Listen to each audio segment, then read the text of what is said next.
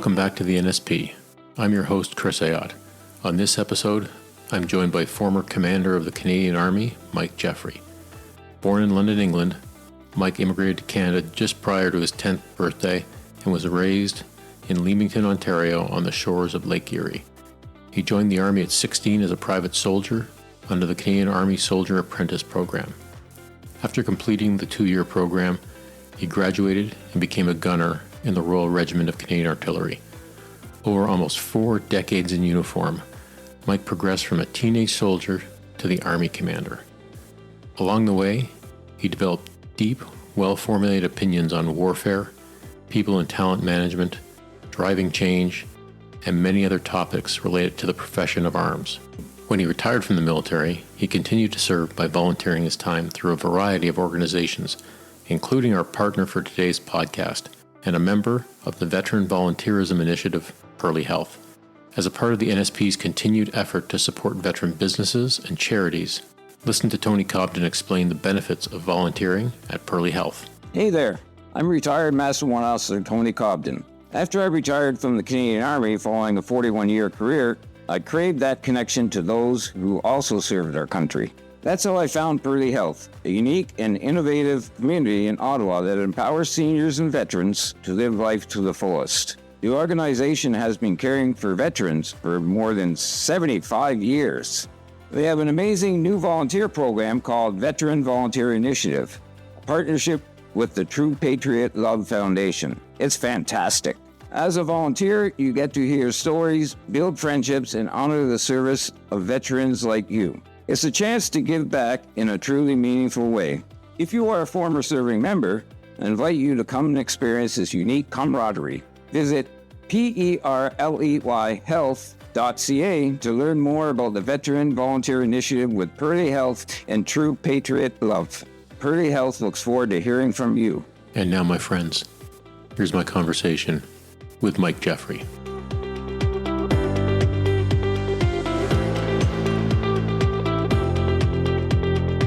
Good morning, Mike, and welcome to the podcast. Good morning, Chris. Thank you. Great to have you on here, and it's been great getting to know you over the last number of weeks because, for the listener, when I was a junior officer, Mike was the Army commander. So only known him from afar, but getting a chance to get to know you in person has been wonderful.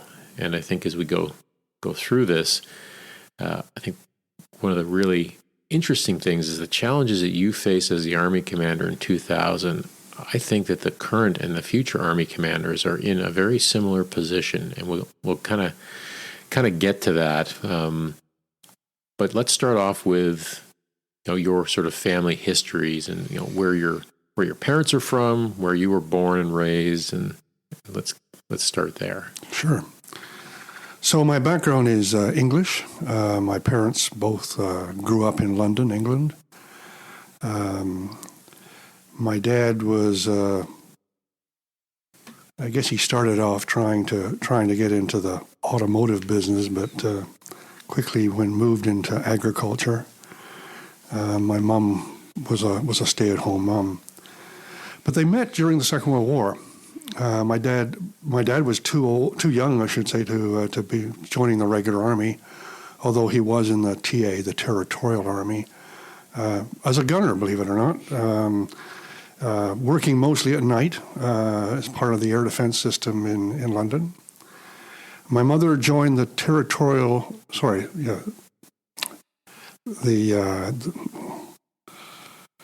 the Auxiliary Territorial Service, the ATS, basically the Women's Army Corps of the time. She was 16 years old. Didn't matter at the time. All hands on deck. Yeah, and spent most of the war. Never left England. Spent most of the war in the Midlands as a clerk typist in an ACAC regiment, an anti-aircraft regiment. So, having a gunner family background is kind of intriguing, although I must be honest, I didn't realize that until I had actually joined the military. Yeah. They met during the war. They actually met in a bomb shelter in London because my dad had met her family even before he'd met her. And she was home on leave, and they were in the bomb shelter together, and that's where it all started. So, did they ever share their experiences? I mean, obviously they shared the how they met story, but they ever share their experiences of being young people in a country at war? Not really. I mean, I get some, but most of it was sort of the personal stuff of how they met and the stuff with their families and so on. The more concerning, dangerous stuff, not. I remember one particular story my dad told of. He was going someplace, and of course the doodlebugs, as they call them, the flying bombs, were rife at that particular time. And he said, you had to be careful. As long as you could hear them, it wasn't a problem. But once you stopped hearing it, you knew you were in trouble. And he said he was walking along the road and he heard this and didn't really think much of it. And suddenly it cut out, and he looked up and realized he was traveling in the same direction it was. So he immediately turned around and ran the other way, and the thing landed and went off. And he said, if I would have been right under it, if I'd kept going in the same direction. But that's the only one that comes to mind. He didn't really. Neither of them talked a lot about that. And then you were born in London. I was born in London in 1940. They were married in 1947, and I was born in. They were married in February, and I was born in December of 1947. Okay. In London, and then grew up on the south coast of England because, as I said, my dad moved into agriculture mostly because of health reasons. He couldn't work in the automotive industry as he'd hoped, and he was a farmhand, a common laborer, if you will. Moved really all over the south coast, trying to keep a job. Not that he couldn't work, but it was just it was a very difficult time post-war, finding jobs. And I grew up in an environment where we were almost constantly on the move. And the last place we were was a little place just north of Brighton in England before we came to Canada. 1957, and my dad had realized that trying to raise a family at that stage, there were 4 kids in that environment, was extremely difficult. He was making £7, 6 shillings a week, which was, even in those days, a very, very low wage. And they sold everything they had, arrived in Toronto in 1957 with 4 kids under 10 and $150 in his pocket and no job. So that's how we started off. Can you remember any sort of cultural differences or culture shock at all when you arrived here? I mean, you were still pretty young. Yeah, but, I was 9.5 to be precise. But you remember a lot, and certainly stuff that really sticks with you. The sort of things that really are notable. I can picture some of the places we lived even today after all those years. But I was the oldest of 4, soon to be 5. I had my small youngest sister arrived some years later, and given my dad's requirement to be out doing stuff to work, my mother depended on me a lot, and she at times was out of the house working as well. So right from that stage, I mean, it was impressed upon me how important it was to look after my siblings and to help with the family. In terms of culture shock, I think the biggest thing was we moved from Toronto down to Leamington in southwestern Ontario, Point Pelee National Park area, if anybody knows that area, south of Windsor. And the first day at school, in a new school in Canada, my mother sent myself and my brother, who was 2 years younger, to school dressed just like a British schoolboy. So we had, gray shorts, knee socks, white shirt and tie, a blazer with a crest still on the pocket, and of course arrived there speaking in a very British accent.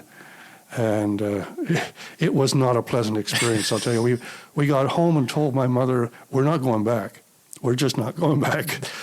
So by the end of the week, we bought a pair, I guess it wasn't jeans in those days, but a pair of reasonable long trousers and that sort of stuff to start to fit in. And I think my English accent lasted all of about 6 months.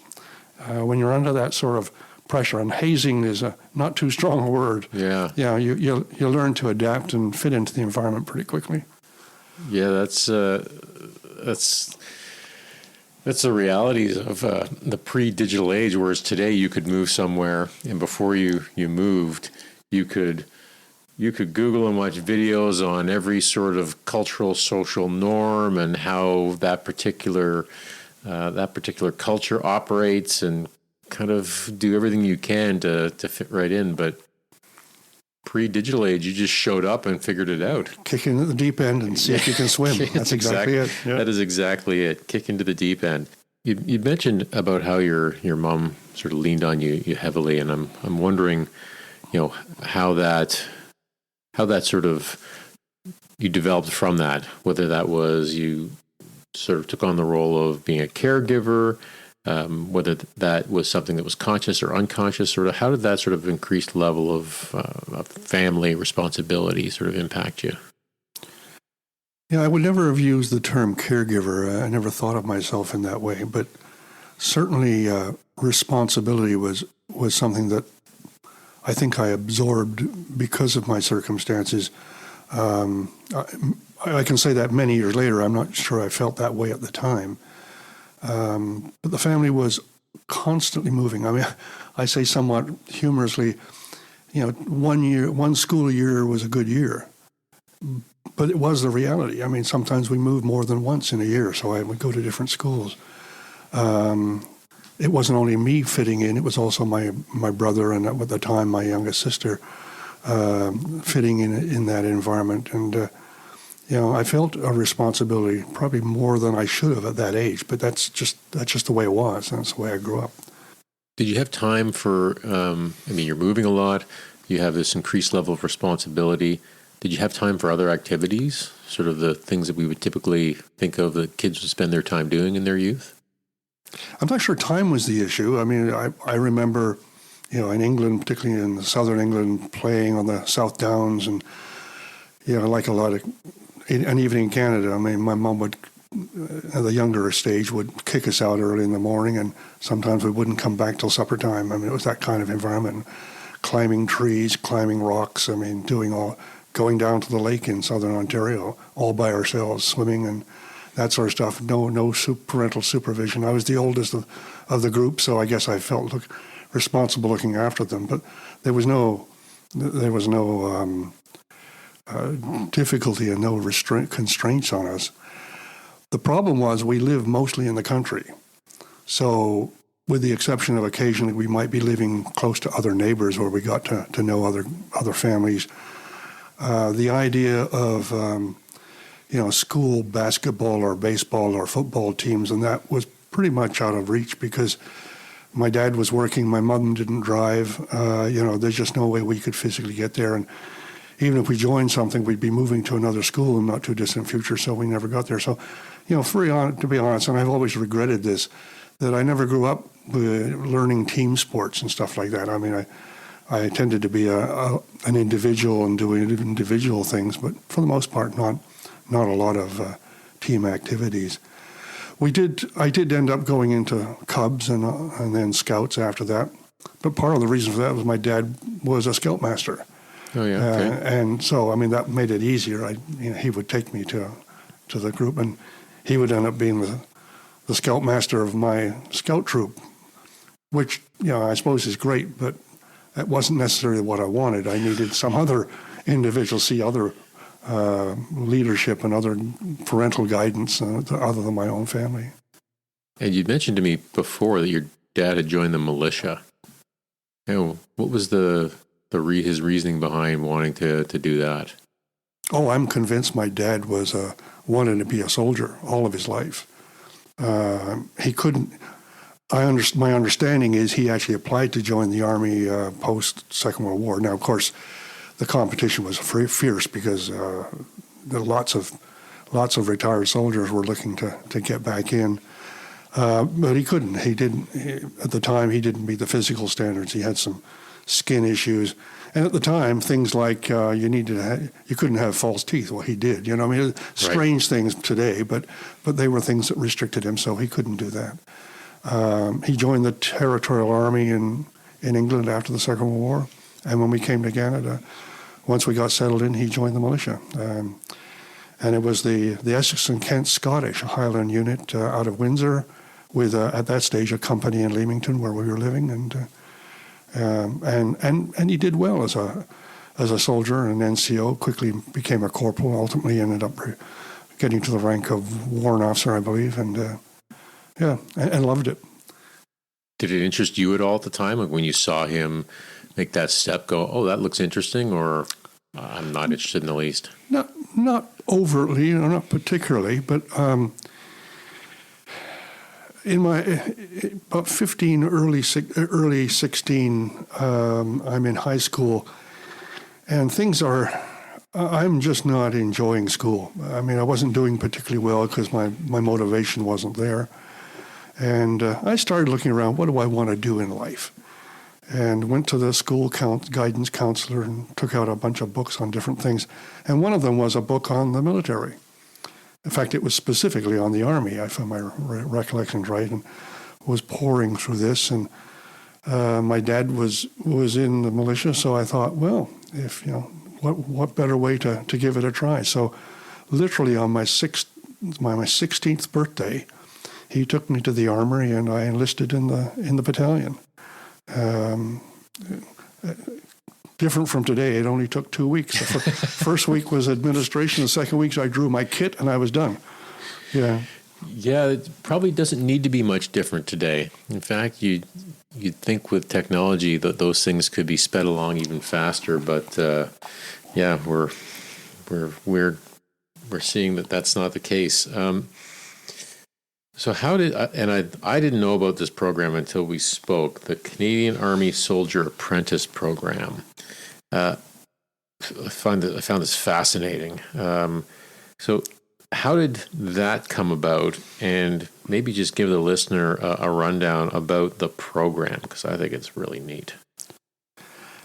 Yeah, so I mean, as I said earlier, about that time I was looking for where was my route forward. I had no particular vision. To be honest, I was just looking for something different.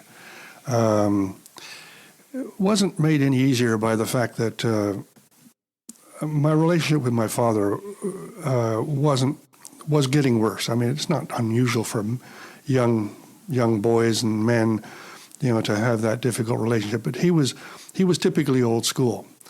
What I say in my house goes.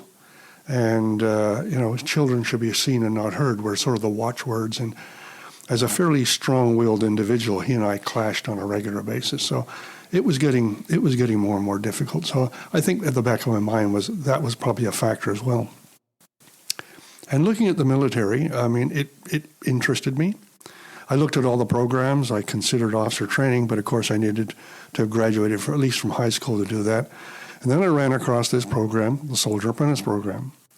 Now, what it was, started in Canada in the early 50s, 53, 54, ran through to, I think the last intake was 1965.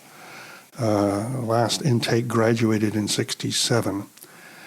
And what it was is, post-Korean War, the Army recognized that it needed to have better educated NCOs.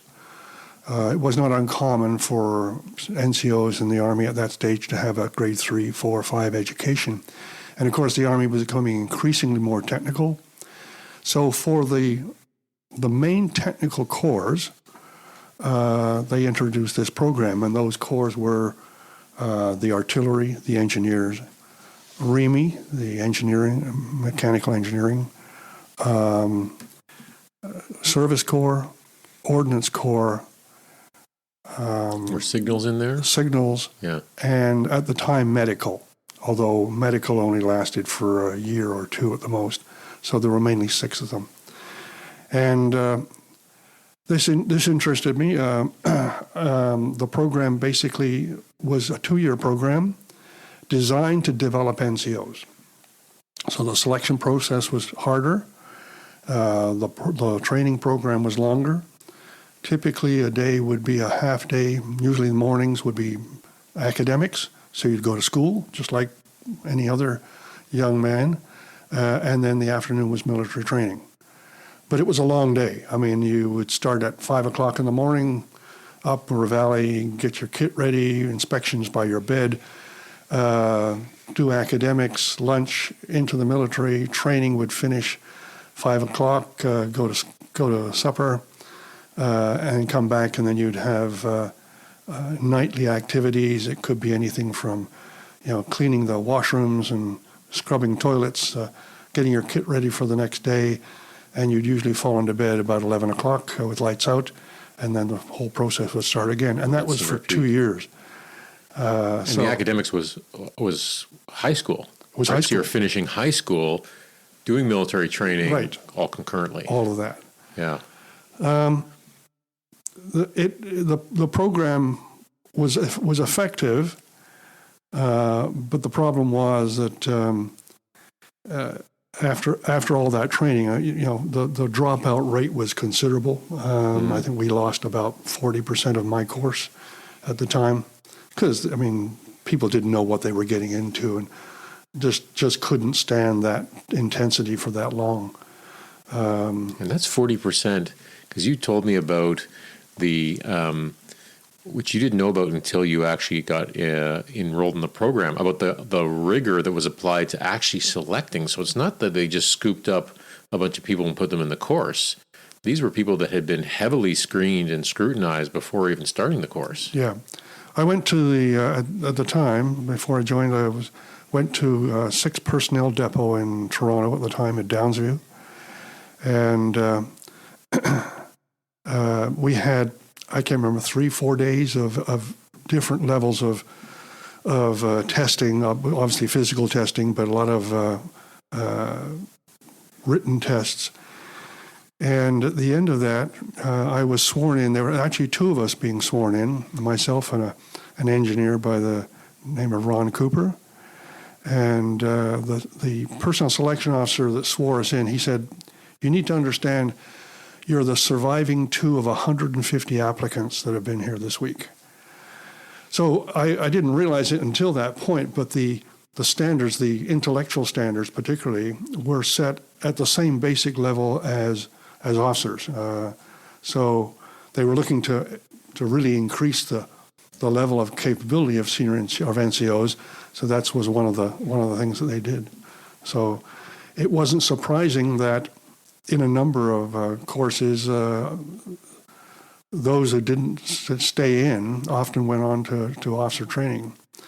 In my year alone, and we only graduated, I think, at the end of the day, a course of about 22, and I know for a fact that 3 of them applied for officer training at that time. 2 of them became officers, and a couple of others after that, after serving a period of time, became officers as well. So that, out of a group of 22, that's a fairly high percentage, I'm sure. Now, beyond just sort of wanting to sort of figure out, as I think most young people do, like what you're going to do in life, or at least what you're going to start doing in life, did you have any sense about, what your goals were being in the military, any sort of objectives, or was it simply just a case of starting the journey of adulting, of finding the first thing to do? I had no vision. I had no goal. I guess I knew intuitively, instinctively, that things were not going well and I needed to change. And of course, my life had prepared me for that. My life at that point had been constant change. A new school at least every year, a new home every year, always on the road. So the idea of getting on to doing something else was not unusual for me. It just was a natural thing. I felt uncomfortable with where I was, and I was looking for something else. You might say a way out. I guess that's exactly what it was. It was a way out. And I was not alone, I have to tell you, because many of my colleagues in the Apprentice program, similarly, they came from broken homes. They came from difficult environments. I know we had at least one that came out of a reform school. They weren't bad people. They were just, young men, young boys looking for a way forward, and that's where I was. I think it's an important message because I think that young people today probably think it's unique to them in this environment that, well, I don't know what I want to do. I'm not sure what my future should be, and struggle with making a decision of that first step. And sometimes you just need to make a first step and get doing something before you can figure it out. Because, I mean, I'm 50 and I'm still trying to figure out, what next looks like. So yeah, I think there's a real value in just sort of picking something you think's going to work, giving it a try, and using that as a springboard to other things then. Yeah, I think that's right. I believe, and I've learned this, as I grow older, that young boys, those teenage years, don't do well sitting in a classroom listening to a lecture and stuff like that. They've got too much energy. They need something active, and I'm sure that was a plus for me, because while yes, I had academics, there was enough other activity. I didn't have extra energy to burn. They were consuming all of that as part of the schedule. So, it worked well for me, and I think it worked well for many others. Yeah, no energy to go and find trouble. You just, like you said, you just kind of fall into bed at night and rinse and repeat in the morning. Definitely the case. Long career in the Army, and there'd be a lot of things that we could talk about, but I figured we would just start with maybe a couple of your highlights, the things that you really look back on call it your first part of your career or your tactical career, that were formative and really stood out for you as being memorable. Yeah, first of all, I was commissioned at 19. So I think that's, recognize that even after all of that, having finished officer training, I was commissioned at 19. Yeah, that's a good point. So you went from private soldier to getting commissioned. Maybe we should talk about how did that happen? Well, it was just towards the end of my apprentice training, I recognized that I came to the realization that this was a good place for me. I liked the Army. I felt comfortable in it, but I wasn't sure I wanted to be a private soldier for the rest of my life. And I knew about officer training, so I made application for it, and ultimately got selected. I went on I won't go through all the details of getting there, but basically I did my initial training at the School of Infantry, and then School of Artillery back where I had come from, and I was commissioned into the artillery as a second lieutenant at the age of 19. Sent off to my first unit in Gagetown, New Brunswick. Spent a couple of years there, which probably the most significant part of that was two things. First of all, there were 28 newly commissioned lieutenants and second lieutenants assigned to that unit at the same time. 28? 28 of us. How big was the unit? Well, it was a fair size, probably 500-600 soldiers, but it had hardly any officers. It had been stripped of officers for something being sent to Germany. So virtually the whole set of junior officers for the unit were newly commissioned, and it was not a great environment. The blind leading the blind is what we were facing. Any senior NCOs listening right now are cringing at this. This story. It was a terrible environment, and we learned some bad lessons. So I spent 2 years there, and then and the other significant thing in Gagetown is I met my wife there. So I mean that. You could understand that consumed a fair bit of my time and my energy for that period of time. Married in '69, heading off to Germany because the unit I was in was the replacement for the unit in Germany. And overall spent 4 years in Germany, so 6 years. Sent to the Royal School of Artillery in England at Larkhill to be an instructor in gunnery. A year-long course, and then sent to Gagetown, New Brunswick, where the school was. So what is an instructor in gunnery? Like what does that training entail, and why is that important for the artillery? Well, the artillery is one of the technical combat arms. That is to say that it's not just a matter of using the weapon systems. It's a matter of being able to do all the calculations and that come from it, and It's also the artillery often has historically produced most of the technical officers for developing and testing new weapon systems and stuff like that. So it's been around for years. It's a year-long course for officers who then become the technical experts in the regiment and provide most of the instruction at that level for future generations of officers and NCOs. It's historical as much as anything. Other branches did it in different ways. I know the engineers had a lot of technical training, but they had a lot of internal people because they were all engineers by profession and training to begin with. So that was the sort of difference there. So I ended up, the course I'd taken actually was a hybrid course to teach me to deal with both field artillery, but also locating artillery, or target acquisition, as some armies call it. And I arrived in Gagetown to find out I was the instructor in gunnery running the target acquisition or locating wing of the school. It wasn't a big organization, one officer and 3 or 4 NCOs. And I was there for 4 years, running mostly, teaching on mostly locating type courses, but also teaching on gunnery courses as well. I think the thing that probably stands out at me is this is the point in my career at which I solidified my knowledge. Anybody who's taught knows that you learn far more teaching than you do as a student because you're forced to. When you're standing in front of a troop of 30 instructing them and they ask you questions you've never even thought of, you quickly learn a lot of stuff that you thought you knew but you didn't. So it solidified my knowledge about my profession, and particularly at the tactical and technical level, which was helpful to me, invaluable to me as the years went on. It also gave me a lot of confidence. I'd been commissioned for about 6-7 years at that stage of the game, and I thought I knew what I was doing, but you learn what you don't know, but it also gives you confidence that you're learning a lot, and became really, in a way, I think that's the first point at which I can start to say I'm a professional, or I'm in a profession.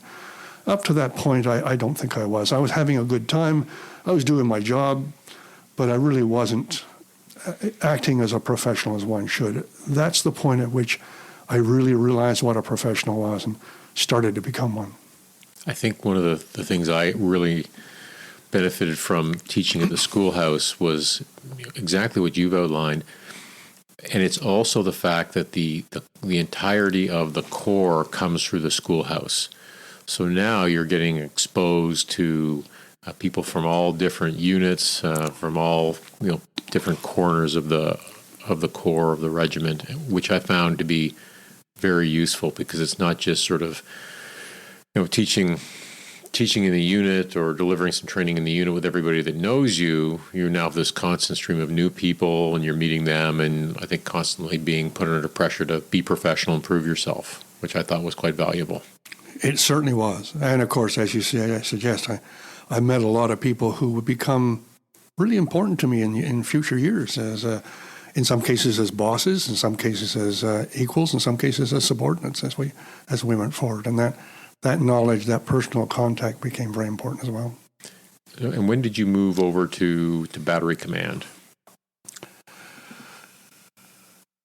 So I went on to a number of professional education, employment Army headquarters for a year, staff college, French language course, and ended up in 1RCHA, the 1st Regiment Royal Canadian Horse Artillery in Germany, as the commander of C Battery 1RCHA. So that's 1981. Had two good years. I mean, they were challenging years. It was an operational unit, so we were constantly training and constantly on the go. But it was also a point at which I had some difficulties, and I learned some hard lessons at that time. The first thing I would say is I learned about leading through others. Up to that point, I had my troop as a young officer. As a course IG, I had courses under my command or control. I really didn't have to worry about working through others. But the artillery is unique, whereas an infantry company commander is always with his company. An armored squadron commander is always with his squadron. Engineer squadron commander, for the most part, I think, is probably with his squadron. That kind of idea. The artillery, the battery commander is working with the supported arm. So he or she is deployed with the infantry battalion or the armored regiment. And the guns and most of the battery is under command of someone else, somewhere else. So when you're developing that and training them, you rely a lot on those other leaders to do it. And you try not to get into the position where you're becoming the sole leadership and authority in the battery, because this battery needs to be able to operate under other people. And that's a significant change, and you have to learn how to do that. But there are dangers in it as well. I had a particular hard lesson. I won't get into all the detail because it's long and it's not very nice. But basically, we were on a training, a practice camp, or some would call it a gun camp. It was a pure artillery training at a live firing, all that sort of stuff. And we had a particular set of exercises planned. And come the morning of the exercise, as we were all lined up, ready to head out into the range area, some of my key NCOs were missing. They had had a night out the night before, probably imbibed a bit too much, and slept in. They were AWOL, and it wasn't one individual, and it wasn't a soldier. This is some of the more senior people within the battery. And I dealt with the immediate thing, but then the fallout of that, what in blazes is going on here? And come to find out that I had a group of NCOs within the battery who were not particularly loyal under the erstwhile leadership of a particular warrant officer was, sowing discontent underlying all this, and it taught me that trust is important, and you need to be able to trust your subordinates, trust your officers and NCOs, but you need to verify. You can't blindly trust, and it was a hard lesson. I mean, I dealt with it. Discipline is what it is, and you can deal with the issues, but you need to learn very quickly from that, and I did. And I would say that my relationship with subordinates was never the same after that. It scarred me in a sense. It taught me a very, very hard lesson. Doesn't mean I wasn't. I'd like to believe I was as effective as I had been previously, and caring and concerned and empathetic like any good leader should be. But it developed a bit of a hard edge in me.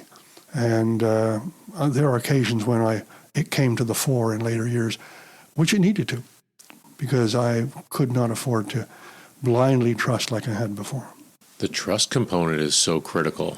And I think it's this balance of, you can't do anything by yourself. It's very difficult to achieve meaningful things, material things by yourself, and you have to extend trust. But as you said, that doesn't mean that you're extending your responsibilities. That's still yours, and that's still, you still need to, as you said, trust but verify. I think people do tend to get a little bit, whether they're confused by it or whether they are willingly saying, well, this is now somebody else's problem.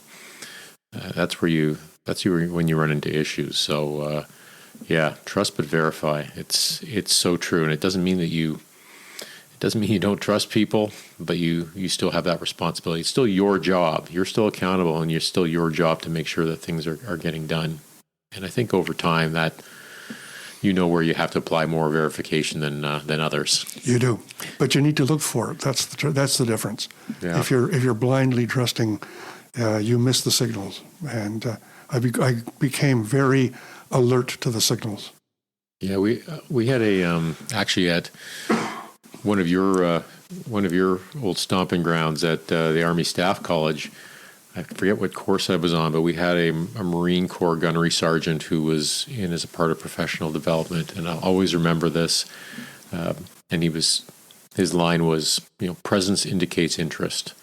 If you need to be present for a whole bunch of reasons.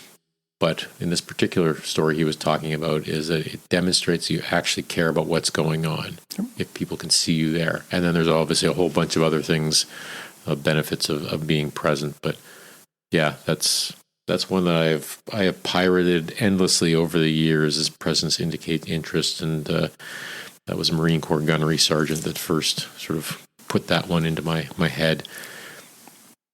Maybe we'll move on to professional development, and which I think is a really critical part of anybody's career. And I know some people have had good experiences, some maybe less so, in doing staff college courses.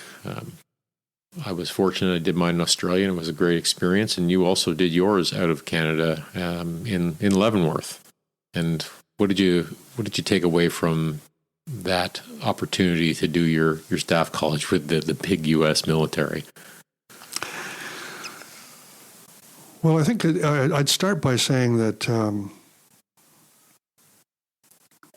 as you certainly understand, and the listeners need to understand, I mean, I joined with less than a high school education. I got my high school education through the military. I had the opportunity to go to university. For a variety of reasons, I didn't. And once I was a serving officer, it became, at that time, in an army that was not keen on sending people to university, harder and harder to do. So in many ways, my education was done through the kind of professional development that was done within the Army. So perhaps for me, more than many others, it became very, very key to my intellectual development as things progressed. Leavenworth was important for me for a couple of reasons. First, and probably most obvious, it gave me the opportunity to understand operating in a big army. Not that I was serving in a big army, it was a small army, but in a variety of positions, I was going to be working with big armies as we went forward. And it was very, very helpful to understand how that army worked, how the leaders in it thought, and I learned a tremendous amount. I learned that just because I came from a small army didn't mean that I didn't know my stuff, and I was actually intrigued to find myself teaching some of my American counterparts tactics because they hadn't learned it the same way. Some of the stuff that we learned at Foxhole U, as we call it, the Army Staff College, was our bread and butter. It wasn't theirs. They hadn't had that advantage, and Leavenworth didn't particularly prepare them for that. But it also gave me some opportunities to sort of what I guess became the approach to lifelong learning. And one of the things that really stuck with me, and I've used it in talking to others before, at the American Staff College at the time was run very much like a university. You had your core curriculum, but then you had electives. So you could actually go out and say, I want to learn about this or learn about that. And it made a lot of sense for them because they had so many different classifications and people from different corps and branches, and they were preparing them for work in their particular disciplines. So someone in personnel could go off and take a whole pile of courses in personnel-related issues. Engineers could take engineering-related issues. I mean, that was the idea of it. One of the electives being offered was all about men in combat, and the question was, why do men fight? Now, that sounds very dated, but it was. I mean, this is 1979, 1980, so we didn't really have very many women in combat at the time, but the same basic idea applied. But that was what it was called, why do men fight? And the course was a 10-week elective, and what it consisted of is reading 10 books and then having a discussion on those books. And I looked at the bibliography and said, these books are fascinating. You know, really would like to do this, but I've always been a reader, but reading 10 books in 10 weeks, I mean, on top of my regular schedule and demands, I thought, I don't know if I can do this. But I finally convinced myself that I really wanted to do it, and I did. And I read every one of those books before the discussion period, and I got to the end of that and said, I can do this.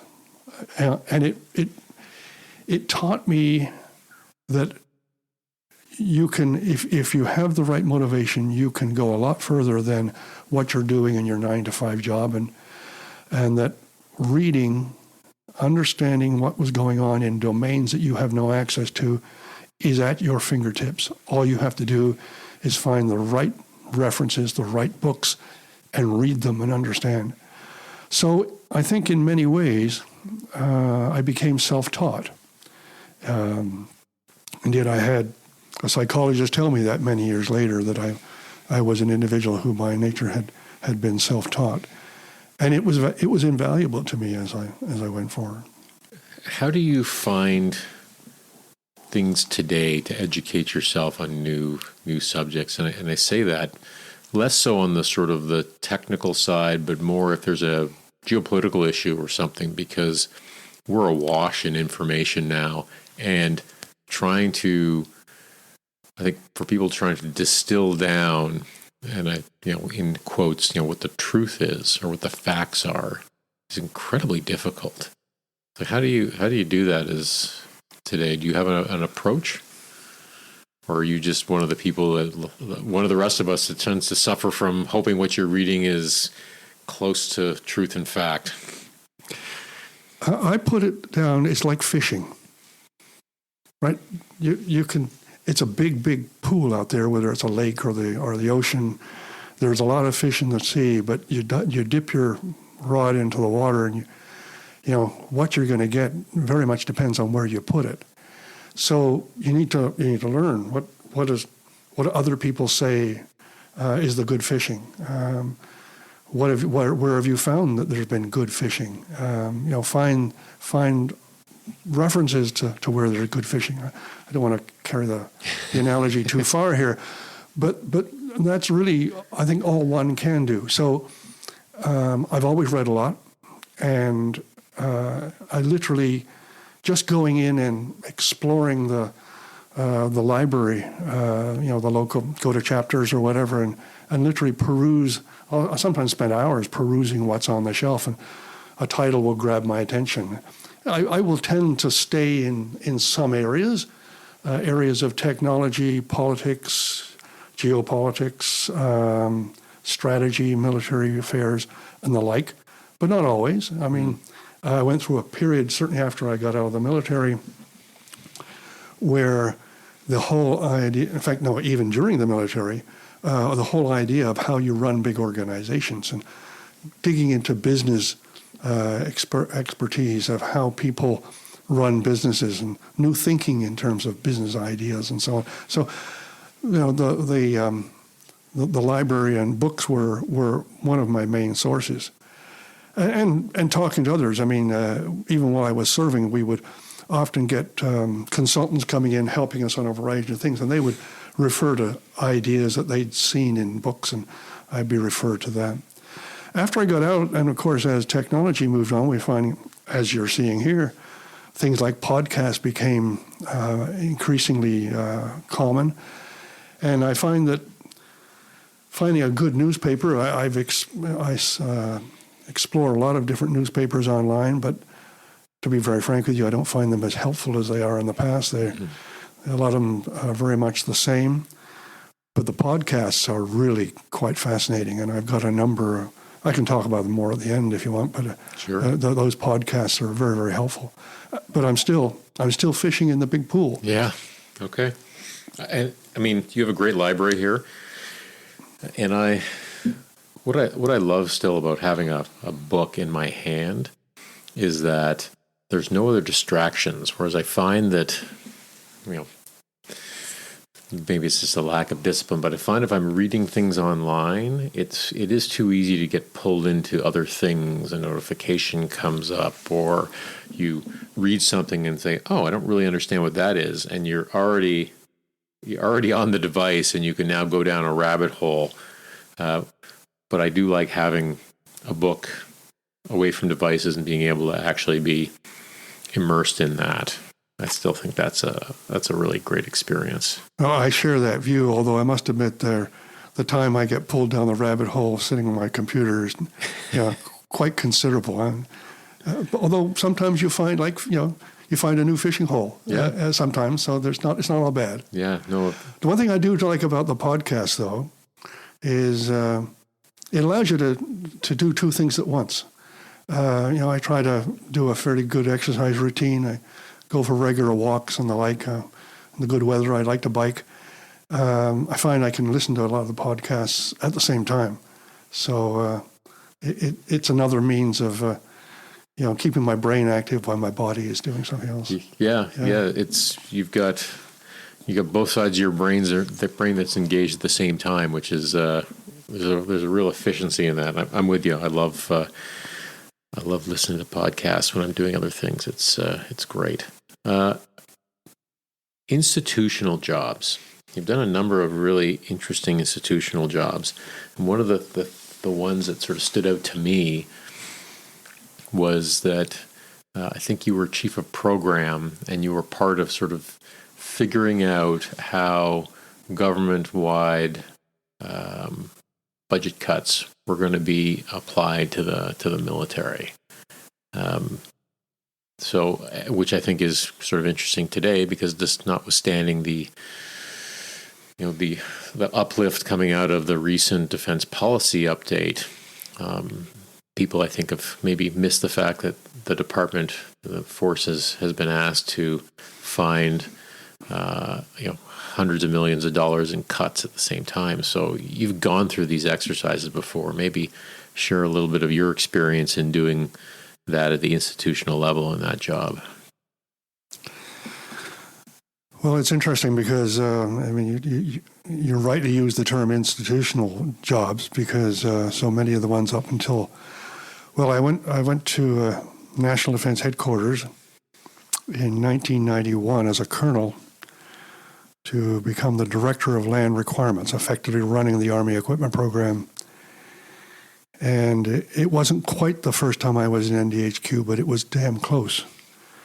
And it's not the way to do it, I'll tell you. You literally in at the deep end.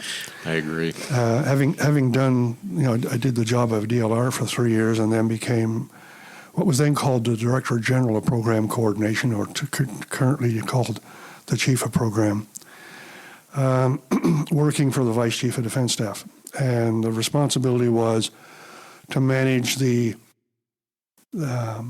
all the projects coming forward to be part of the Defense Services Program, requiring approval and funding and so on as we went forward. So when you're talking program, for people listening who don't know, you're talking really about the military's budget that's being used for investments like new equipment, like infrastructure, big sort of meaty programs that are large money. Right. This is Vote 5 in the government term, what we would call the capital program, infrastructure, major equipments, and the like. Mm-hmm.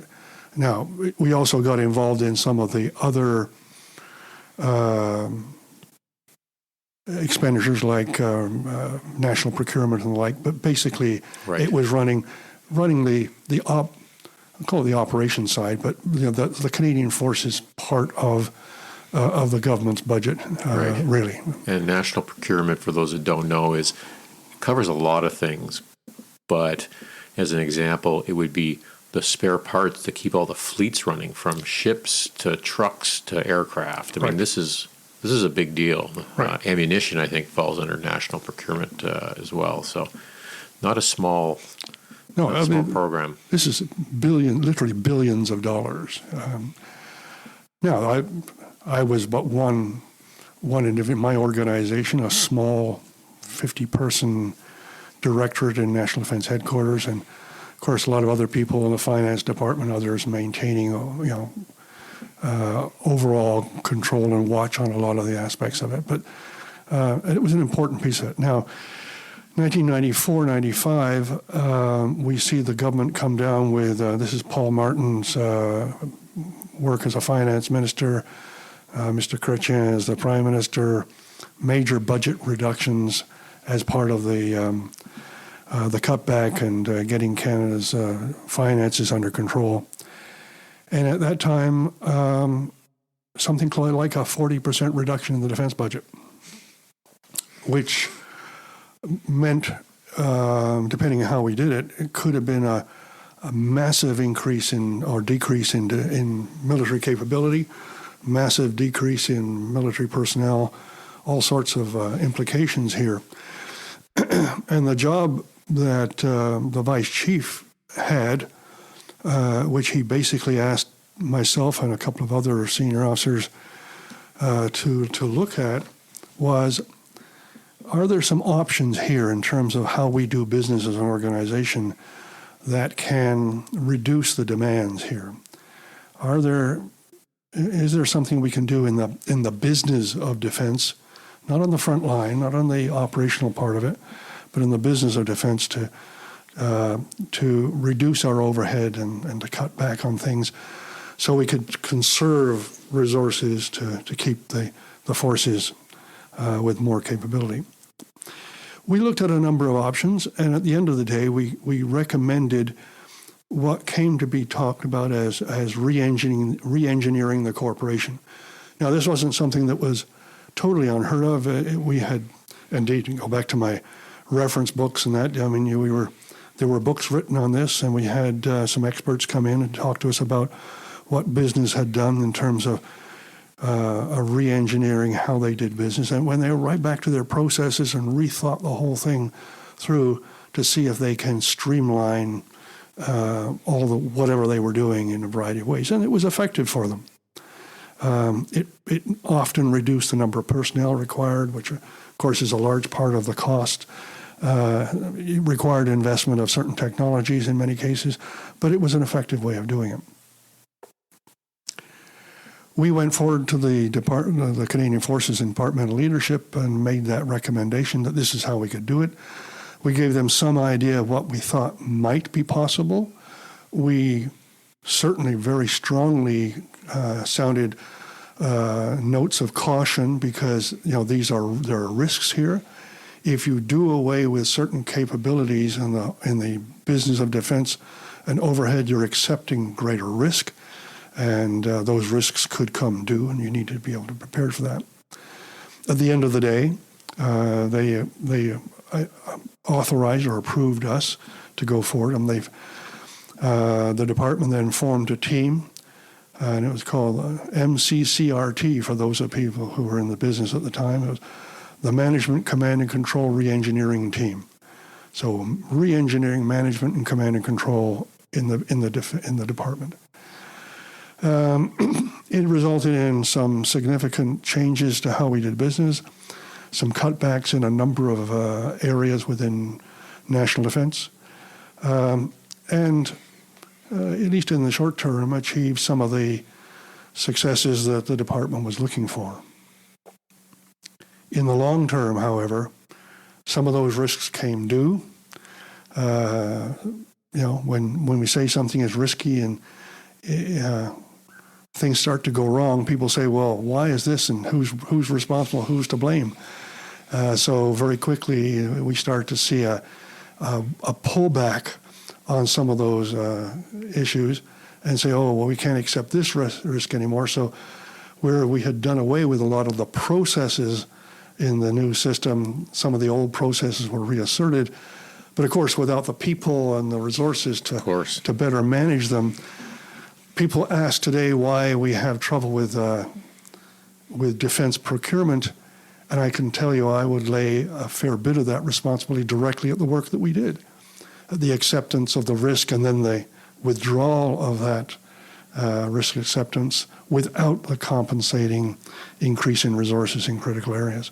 So it was a fascinating undertaking and taught taught me, and I think taught a lot of others, a lot of lessons. It's quite fascinating for a guy who has spent virtually no time, I mean, other than that one job as Director of Land Requirements, at that level. I'd spent all of my time in the operational army or in the training system. And I reflected a lot on how I was able to do it. And it was because I was by nature a conceptual thinker. I had realized that in years earlier. Some of the things I'd done in personal development and staff colleges and the like had let me reflect on my own strengths and weaknesses. And one of the things I recognized is that I could think and understand the big picture perhaps more than many others could. I was surprised that others couldn't see things I could see when I was looking at the big army or the big problems that we were facing as an army. And when I got into NDHQ and started my time as Director of Land Requirements, I learned very quickly that what's written in the books isn't the way the place runs. Yeah. So I started my own little adventure of talking to people, and I talked to all sorts. And I talked to my own staff, help educate me.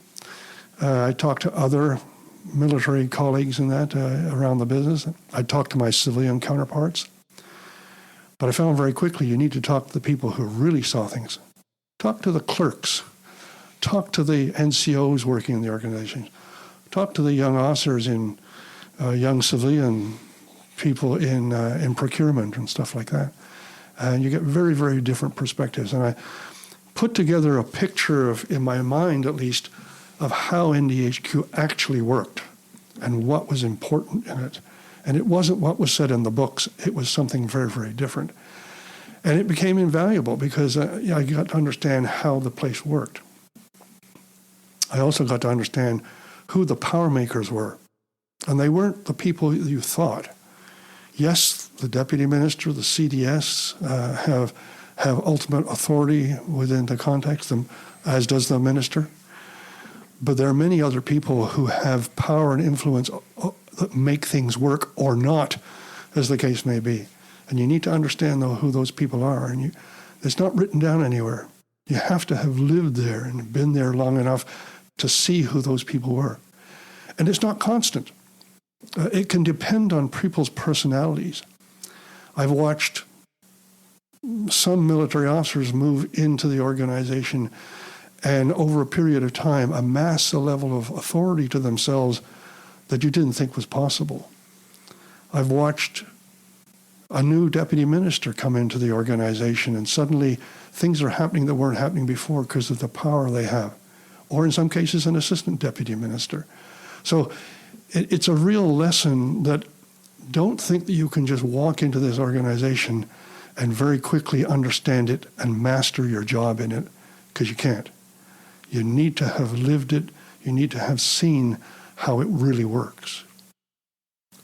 How did you go about presenting choices in that sort of 94, 95 work that was done? And I say that because my observation is, or at least, sorry, my experience is that a lot of military officers are really good at making choices on the tactical level, on operations, like that. When it comes to choices there, I think we do really well. When it comes to institutional choices, like these sort of things are going to make a real difference that are either going to, protect the vital parts of the institution, as you were talking about, sort of trying to limit the impacts on capabilities, but I'm sure you still had to cut certain capabilities.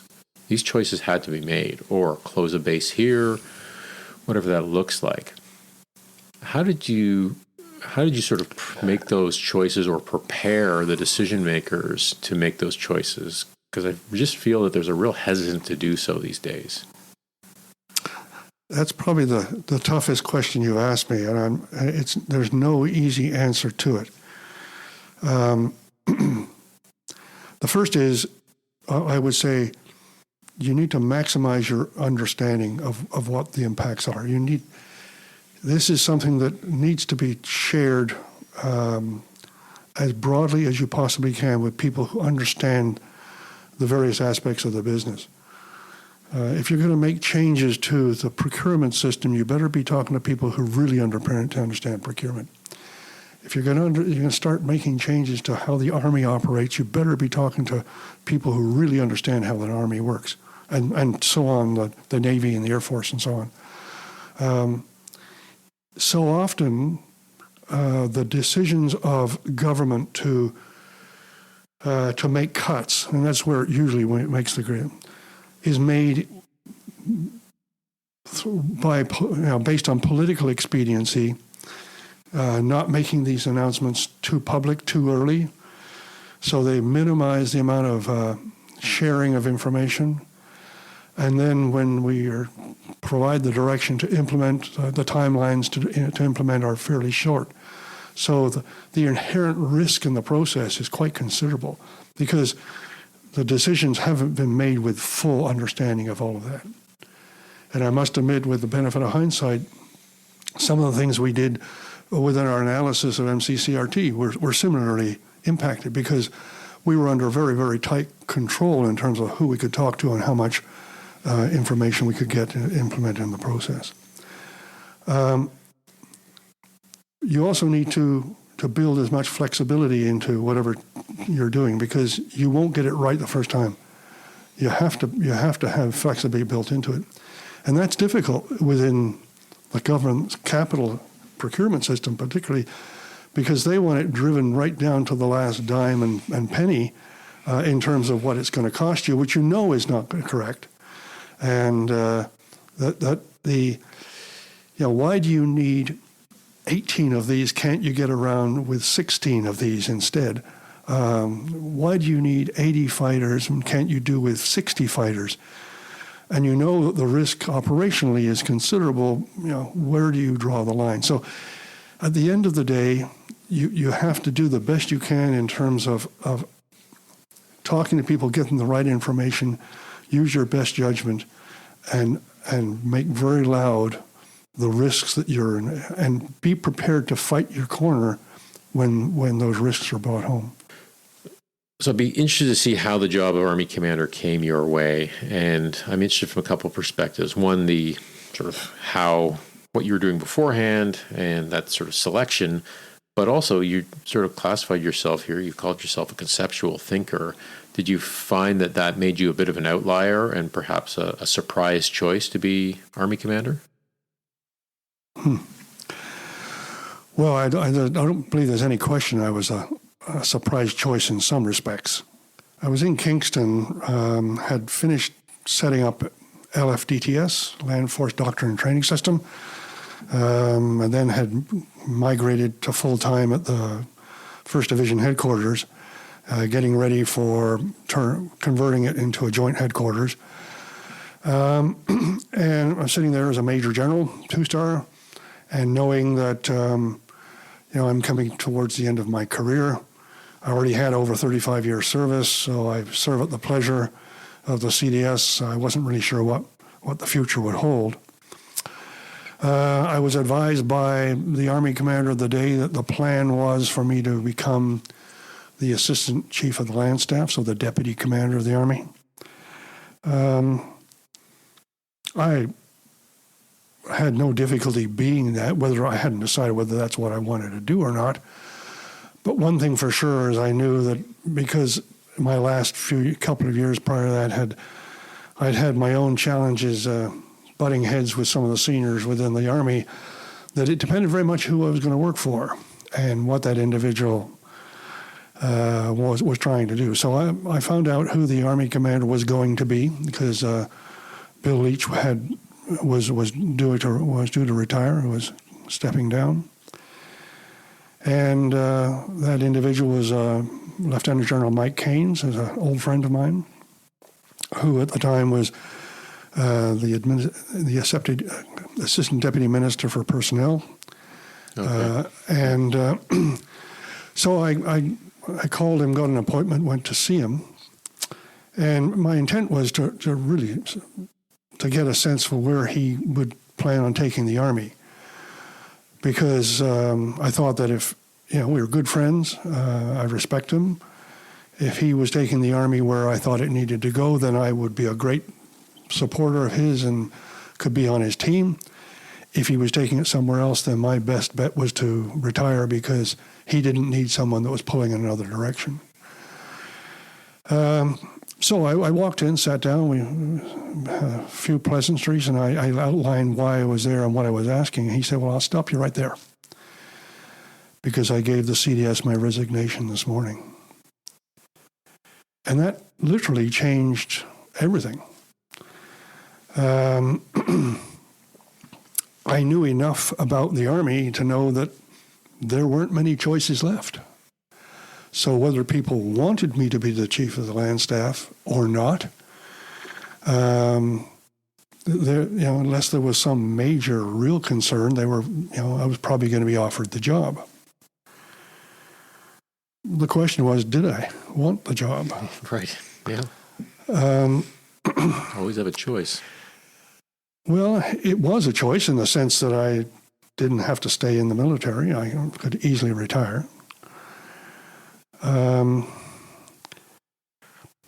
There were certainly a number of things supporting that. My wife of many years had labored under all the things that I had done and had been a stoic supporter of me throughout.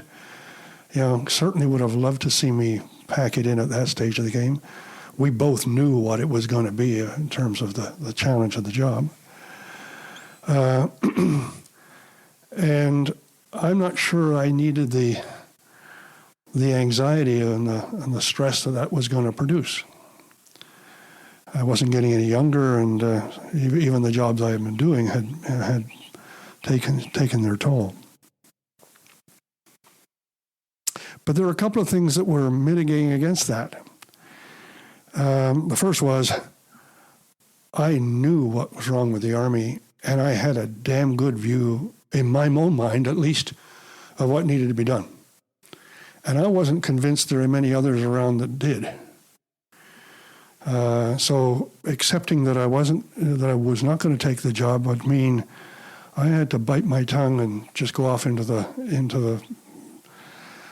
civilian life and let somebody else play with the Army, because it wasn't going to be to my satisfaction, I was pretty sure.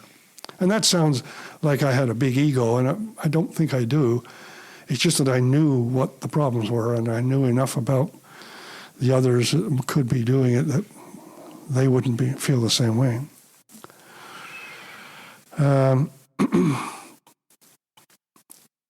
I guess the other aspect of it was I just didn't feel, given the amount that I had been a thorn in the side of others about not doing X, Y, or Z over the years, that I could honestly walk away from this and not do what I said they should be doing.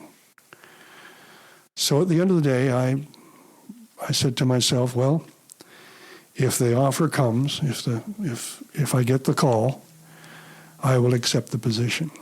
And I discussed it with my wife, and she said, okay, I'll let you do that.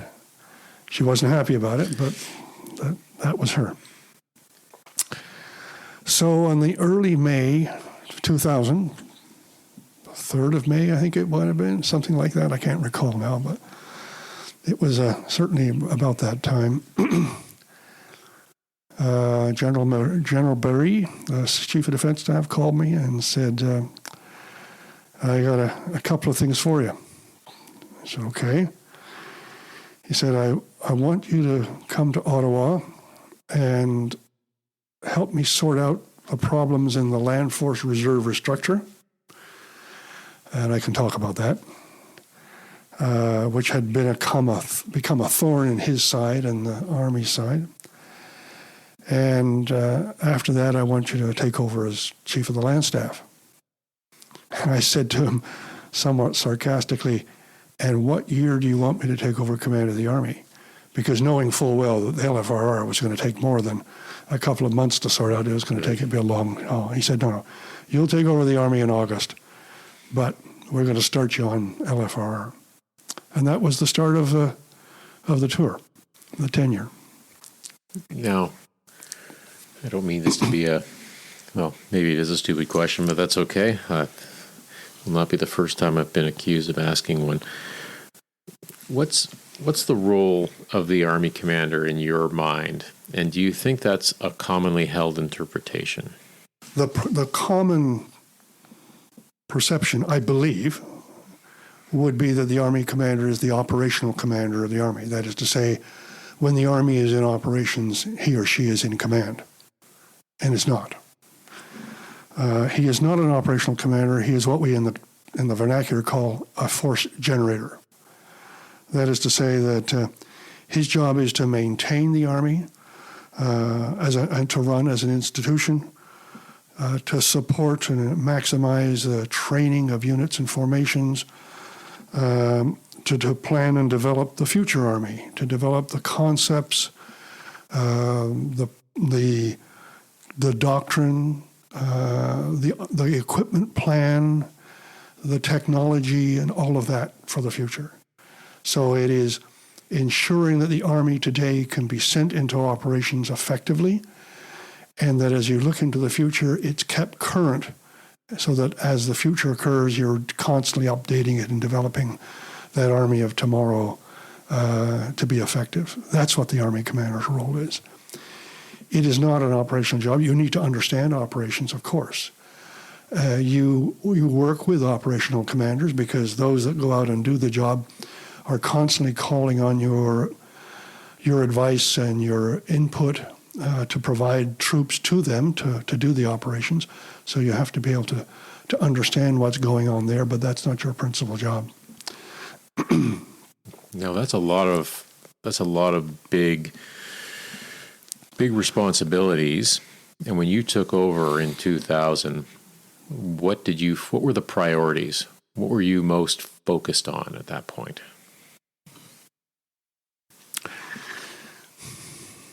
Well, let's start by what I saw as the problem or the state of the Army. Yeah. First of all, the Army was stagnant and in my mind, atrophying. The Army, as I saw it, was not sustainable as it was. I used to say when we were talking to people, I got too much Army for my budget and too little Army for my tasks. And it was being pulled in many, many different directions. We had little resource flexibility in an environment where we should be preparing for the future. I didn't have money to invest in the future. It was under strength, and the tempo was high and at times was increasing, and that was putting stress on the troops. Now, I have to be careful here because a lot of people are saying, well, Jeffery is always saying the Army can't.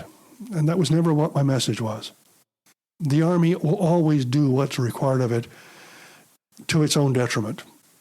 I mean, the Army would effectively eat itself up if it had to do its mission and do its job. But it's the people in it that are paying the price. And I was trying to caution people that we were already in the high-risk area, and we needed to think very seriously about what we're doing to people.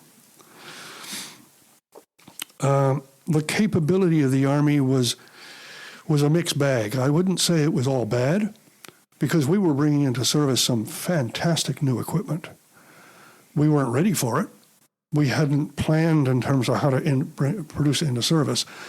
But the equipment directorate, the DLRs of the world, had been sufficiently successful that we were bringing in things like the LAV 3, brand new multi-purpose vehicle that was probably world class. In fact, I think it was world class, and a number of other things that we had or were getting. But we also had some horrendously old equipment that was in bad repair. And probably more than else, we had major gaps in our capability from an equipment point of view, not the least of which we were blind, dumb, and deaf as an Army. We had virtually no ISTAR, intelligence, surveillance, target acquisition, and reconnaissance capability. So very, very serious problems in that regard. But beyond that, the Army's credibility with government and with the Department of National Defense was very poor. The Army had not been willing to face up to some of those issues and some of the realities for quite some time. In my mind, the Army was in denial. And it had a bit of a crisis management mentality. The view of many people, I have to be very careful here because I won't include certain people. I mean, my predecessor, Bill Leach, never thought this way. But a number of others before him, and certainly some in the senior leadership, were of the view that our plan was good. We knew what we needed as an Army. All we had to do was get the funding to do it. And we were not going to compromise our values and our needs for our soldiers and for the nation as an Army by compromising, by doing with less. What they didn't understand was that in the national capital, the Army's credibility was such that they knew that was the case, and the belief was the Army did need to change and could do with less, or certainly if they showed they changed, they might be worthy of more. I knew that. Having worked there as CPROG and as DLR, I knew that was the culture and the reality, but it wasn't within the Army. The Army was, in my mind and in my term, something I started calling an addicted culture. I hadn't heard the term before, or hadn't. And again, I was working with a consultant on a particular issue. We were talking about cultures and personalities of institutions and so on. And he used the term an addicted culture, and it became clear to me that's what we were talking about. And it was a situation where the organization was so wedded to a particular form of warfare, a particular organization and type of operations, that it was addicted to it. It could not see in any other way, shape, or form doing this job. Mm-hmm. It had it right. It was addicted to that form. It's like the old, everybody's heard the story of the Army of those days of pre-World War I with the cavalry were still tied to their horses. They could not envisage that Army with a tank. They could not see that kind of warfare. And they fought tooth and nail to keep the horse. I still feel that we were in that situation, and to some extent maybe still are. I don't know, but certainly we're at that point. That there was and is another view of operations, and we need to see things change. And above all of that, unity was a problem. The people in the Army were not happy. The leadership was not happy. And I didn't take much to realize that people were grumbling behind the scenes. And no matter what Army commander was to take over, we would still have the same thing. That unity was a key. We need to be able to pull the Army together. But the Army had to change. And that was the sort of thing I went into. And you asked me about priorities. And, priorities are a number of things. To some people, priorities are priority one, we do first, and priority two, second, and so on. And that's not what I'm talking about in priorities, because there were 4 things that I felt needed to be done, or that we needed to do, and they needed to be done right.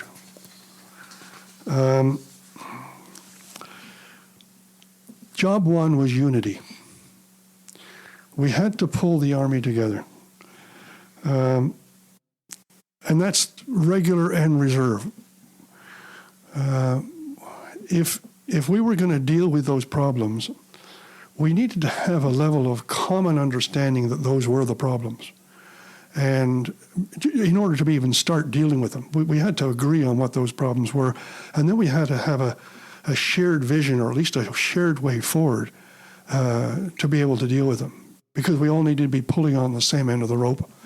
So I needed to create that unity. It wasn't there now.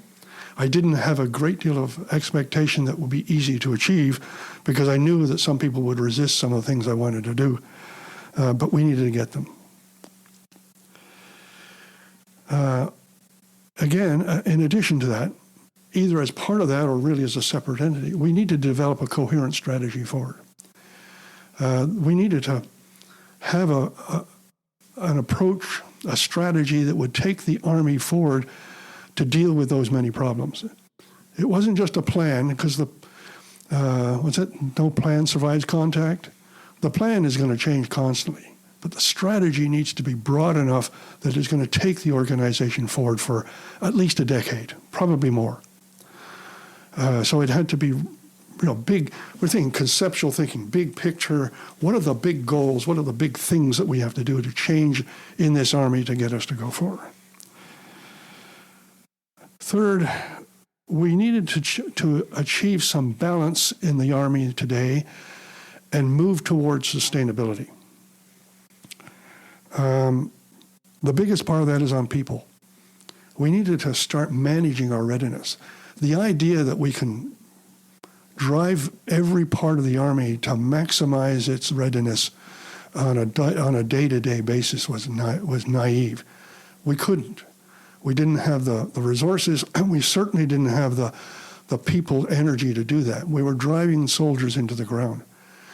I can get on talk about it later, but I had been advocating for managed readiness for 3, 4, 5 years, ever since I went to Kingston, setting up LFDTS. That from a training and readiness point of view, we needed a managed readiness system. And I couldn't get anybody to accept that. I think people recognized it, but it was one of those things that, we got so much going on, we just can't afford to be changing stuff. I said, we can't afford not to. So getting some balance in the Army, getting some sustainability in the Army, and there are other things that needed to happen there as well. And the fourth thing we needed to do is we need to create some resource flexibility.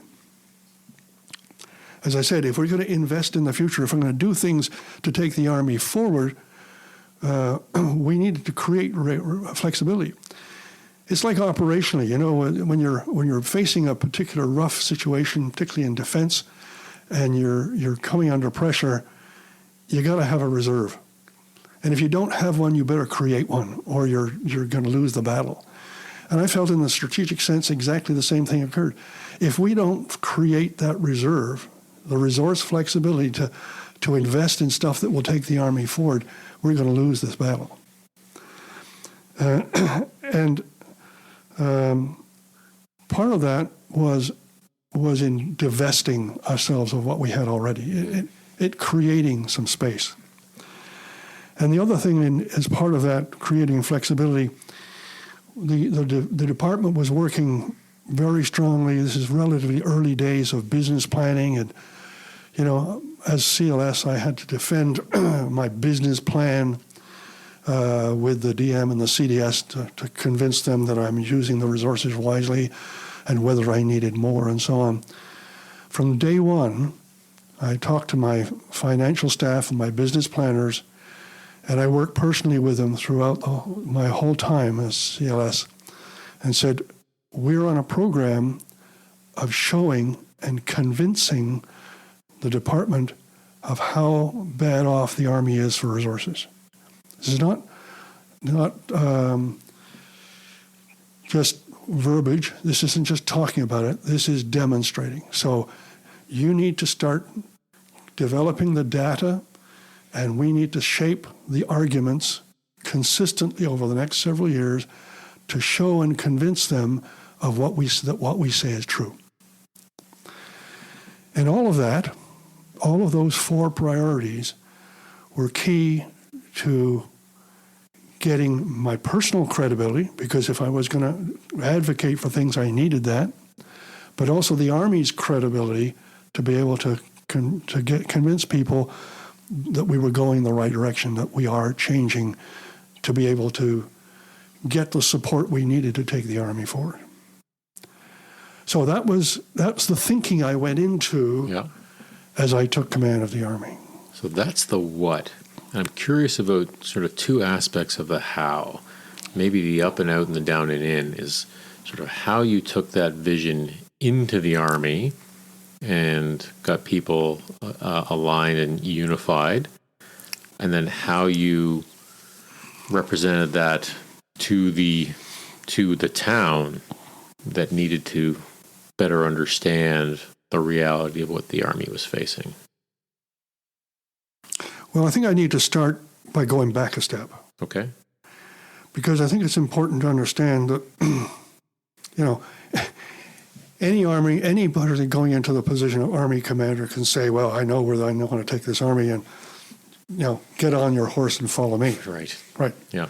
So first of all, you better have a high degree of confidence that you know what you're talking about, and the ability to convince others of where you are, at least to some degree. I can come back to that point. I think, in fact, I'm certain my experience, by sheer happenstance, to be frank with you, had prepared me to be able to do the job, had given me enough understanding of where the Army was and where it needed to go. And let me just very quickly explain what I mean by that. I had been the Director of Land Requirements for 3 years as a colonel running the Army Equipment Program, exploring technology, looking at systems like Lab 3 in their infancy, looking at other technologies. It was under my watch that we built the Coyote, the surveillance system. I didn't do it. A lot of smart people did, but we as a group did it, and I understood some of those things and the technologies we required. So I had a good understanding of that and where it was going. As CPROG, I understood the position of the Army within the big Canadian forces in D&D, so I understood that very, very well. My time at the Army Staff College and developing and building an LFDTS had given me a good understanding of the state of training of the Army, of what the training system was doing to the Army in terms of that. We had been the group that had advocated for managed readiness. I understood how it could work and how it could be brought into service without debilitating the Army, but in fact improving it. I had been, in my relatively short time of being told I was going to take command of the Army, before I did, in the months of May, June, and July, and of dealing with the LFRR problem, I've been across the Army talking to reservists and reserve commanders, and had started to had a good understanding of where its problems were and what needed to be done. Still a work in progress, but I understood it. And I had a vision and a genuine, and indeed, I'd already started to talk by June, July. I was starting to talk about my vision for the Army because I needed to sensitize people to what was coming. So I went into this with an understanding of where I take and the ability to articulate it. At least I thought so. As I took over, bearing in mind my priority was unity first. So I needed to start talking to my senior leaders. And the first discussion, the actual first discussion, was not a success by any stretch of the imagination. My first Army Council was scheduled to be, I think, a 2 or 3 day affair, and we had a lot of regular business to do, but we took time for me to give them a vision of what I thought the problems were and where I thought we needed to go, and an open discussion and seeking their feedback and what they thought and so on. And I got a lot of pushback on whether I was right and whether the solution was right or not. A lot of pushback about whether the Army could afford to do that or not. I mean, the argument was, we're facing so many monsters or so many fires on our doorstep, we just don't have the time and energy to be trying to redesign and redevelop the Army at the same time. Of course, my argument was, if you don't stamp those fires out today, they're blazing tomorrow. If you don't beat these monsters today, they'll be bigger tomorrow. It is not a matter of choice, but that could not convince them. So I said, okay, well, we'll come back to this. And I said, go away and talk to your subordinates, engage in this discussion. And when we come back together, we need to start. You need to tell me where I'm wrong and convince me. Don't just tell me, convince me. Well, long story short, the next meeting was a much better meeting, much more successful, and we started on the journey. But that was only the first step, because the approach I took was to engage others in the problems and their solutions. This is Mike Jeffery's vision, this is Mike Jeffery's plan, we're all getting on board with it. This is Mike Jeffery's thinking. What is the Army's thinking? And I started a succession, in addition to Army Council meetings, I started a succession of what came to be called strategic planning seminars. And I started them by bringing in my Army Council, some select other senior officers, and some select other individual senior staff, directors on the Army staff, and so on. And through a process of introspection, to explore problems, to explore solutions, and start to, over time, develop some of the elements of the strategy going forward. And a succession of these strategic planning sessions over the year, where we would gradually increase the audience. And by the end of it, by the end of the year, a session with all of the generals and all of the colonels in Army uniform. Didn't quite get all of that because some couldn't be there, but basically all of them in a big theater in Ottawa to be presented with, and this is what would be their first exposure, presented with the basic outline and draft of the Army strategy, the strategy and what we're trying to do in terms of going forward, opportunities to ask questions, to debate it, and throughout, the key element of this throughout was I had to be an active listener, and I had to convince others to be active listeners, to not just deny people arguments or positions coming forward, but to be able to debate them with them objectively, other solutions or other perspectives on it, to give them the opportunity to have their say. And it didn't mean that we agree with everybody, but by the time we got to the end of it, we had a vision and a strategy that I think had majority consensus. I'm not naive to believe everybody believed in everything, and an understanding that everybody had their say. Whether they did or not was their choice, but they had the opportunity. So that was, to my mind, that was the most important thing about driving change, because I had to create that environment. It took a year to do that.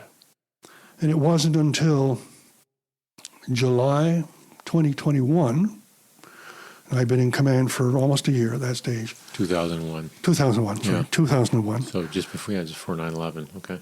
That way we were ready to launch. And I had, at the same time, briefed all of Defense Management Committee. So I had briefed the CDS several times, all of AFC, my colleagues in the other environments. I briefed more than once about what we were trying to do and where we were going. Because, first of all, I needed them to understand before we brought this to approval at the senior levels, and not just, oh, that's the Army, why do we care? To really understand what we were doing and why, and hopefully support, but at the very least understand. And I briefed DDM and all of his ADMs as well, because they needed to understand what we were doing and what we were trying to achieve. So by the time I brought this to Armed Forces Council as a body, there was good understanding.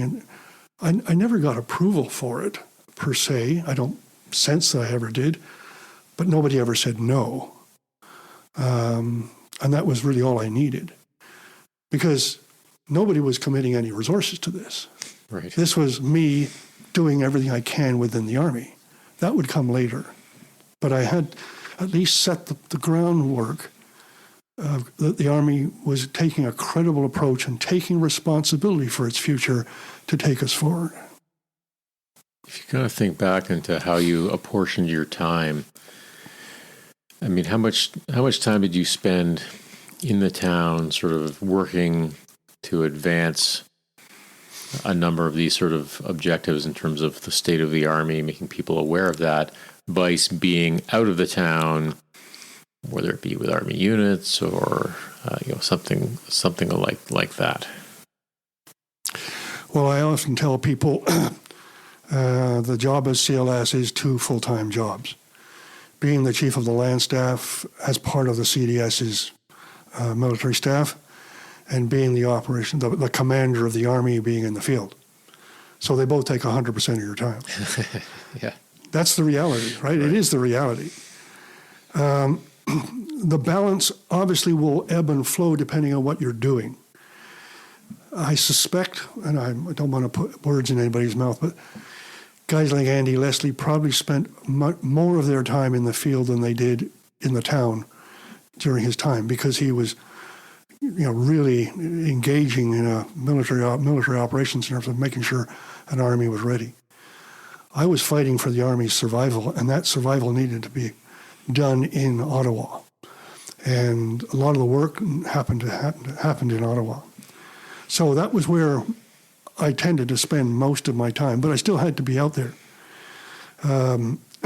in part because we were still in operations, in part because I needed to be able to articulate to people in the field what we were doing. I mean, increasingly the senior leadership had a good sense of it, but I needed to go to brigades particularly and talk to them. So things like officer, senior NCO, professional development sessions I would go and talk to, that kind of thing. So it was all focused on that. Visiting units in the field, I did some of that, not as much as I would have liked, but that was the strategy or the balance that I really took in that regard. The biggest part of this was, and the business being there yourself, the amount of time that just the normal bureaucracy of running an army in a Department of National Defense takes. But I had a philosophy. I've always had it. And I've always said anybody who's driven by their inbox will get nothing done. And I told my senior staff and my aides right at the beginning, that's the reality you're going to have to live with. And I said, get used to signing stuff for me. Get used to briefing me very quickly on what I'm signing, because I'm not going to be a detail guy going through this stuff, because I have to take risk, and this is a place where I'm going to take it. Not easy to do, and we've seen people come apart because of that. There was an object lesson in the Somalia inquiry where a CDS was vilified for not reading detail and relying on staff before he signed something. He was effectively fired for it. And I knew that. But I still believe what I believe, that anybody who's driven by that sort of stuff will not get anything done. So I prepared to take the risk. Earlier on in the conversation, you'd mentioned how when you took over the Army, you thought that the future capabilities should really be focused on what we call ISTAR, but really talking about surveillance and drones and being able to find and target things through different sensors. And now I'm wondering, because that was pretty accurate considering what we're seeing today in many parts of the world. I'd like to get your sense of how you see the future of warfare in 2024. Well, thanks, Chris. That is at best a daunting task. I guess I would say I don't have a clear vision. I have some insights, I think, in terms of of some of the things I've learned and gleaned over the years. Bearing in mind I have been retired for a good deal of time, and that means while I can get access to a lot of open source material, I don't necessarily get some of the classified stuff, which helps also inform. I'm reminded of a quote by Major General Boney Fuller, British Army, post First World War. And he had a quote that goes something like this: "In 1919, I saw war as it would become, but I saw it as an acorn, not the oak that it would become." And while I wouldn't put myself in the same category as that gentleman, because he really was a visionary, it is perhaps gives you a sense of what I'm talking about. And I think probably many observers today are in a similar situation. Obviously, some of the more recent conflicts, like particularly the Russian invasion of the Ukraine, give us some sense of where things are going, but that's only part of the story. I think if I'm going to answer the question honestly, I've really got to lay a bit of a foundation here, and I'm going to talk about sort of two major forms of conflict, if you will. I would call it what I would call force on force, or perhaps more accurately, the tactical and operational realm. And then I want to talk about society on society, or perhaps more accurately, the strategic realm, because really, in this age particularly, both have a very, very important place. So talking about what you and I grew up with and know very well is the tactical or operational environment. And as you recall, we've gone through many phases of what are the combat functions or the operational functions and so on. And the one that we developed in the late 90s and the early 2000s, I think is still within the Army, the normal structure, and I'll repeat them here. So we're talking about command, sense, act, shield, and sustain. I want to talk about all those five for a minute, because I think it's important that we understand what we're talking about. Because when we say, what's the future of war, we tend to think about, okay, how are you going to fight? What's the sharp end of this? And war is much, much more than that. Command is probably one of the critical pieces that has changed drastically. A bit of an anecdote, if I may be permitted. This is 1977. I'm a student at the Army Staff College, Foxhole U. And the then commander of the U.S. Army Training and Doctrine Command, General Don Starry, was the guest speaker at the college. And he told a story that to this day I remember. He said, we need to think in terms of, think about how generals command their armies. And go back to Waterloo and Napoleon sitting on his horse, observing the whole of the battlefield, and with the aid of a few staff aides and dispatch riders, commanded the whole army. He could see it, he could sense it, he could react to everything that was going on. But of course, since then, armies have got bigger and bigger through the use of technology. Radios and more recently computers have been able to expand their horizons and command greater and greater distances. But of course, the difficulty of seeing has always been there until this age. And he said, with the power of technology, we will put commanders back on their horse. They will, through technology, be able to see, maybe even in a virtual sense, exactly what's going over the whole of the battlefield and command.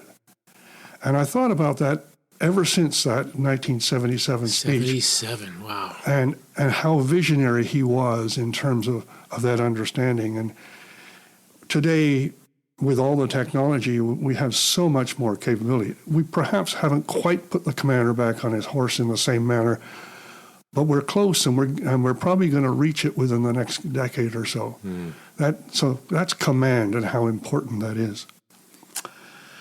Aligned with that is the whole issue of sense. You started off talking about ISTAR, and in order to be able to see that battlefield, we need a variety of sensors of all, covering the full electromagnetic spectrum, and being able to understand every part of the battlefield. And we're there. The technology is there. We have satellites that are covering virtually every piece of the surface of the earth, and be able to see it down to, in some cases, even inches. That doesn't mean we always can see everything that an opponent is doing, but we're damn close to it. So that ISTAR capability at all levels is a critical piece and has changed a lot. There's the shield piece, which Western armies have tended in recent decades to largely ignore, because we've had particularly air superiority. So things like air defense don't seem to matter, but we're seeing now in the Ukraine how important that is, and how air defense is playing a pivotal role in the survival of the Ukraine. And that's only one of the shield functions, of course. There are others. Mm-hmm. And then there's sustain, and we tend to look at our logistics tail as a given, but it can change warfare. And again, I go back to history and Napoleon and his armies. And he was the commander, the general who actually allowed mass warfare to take place.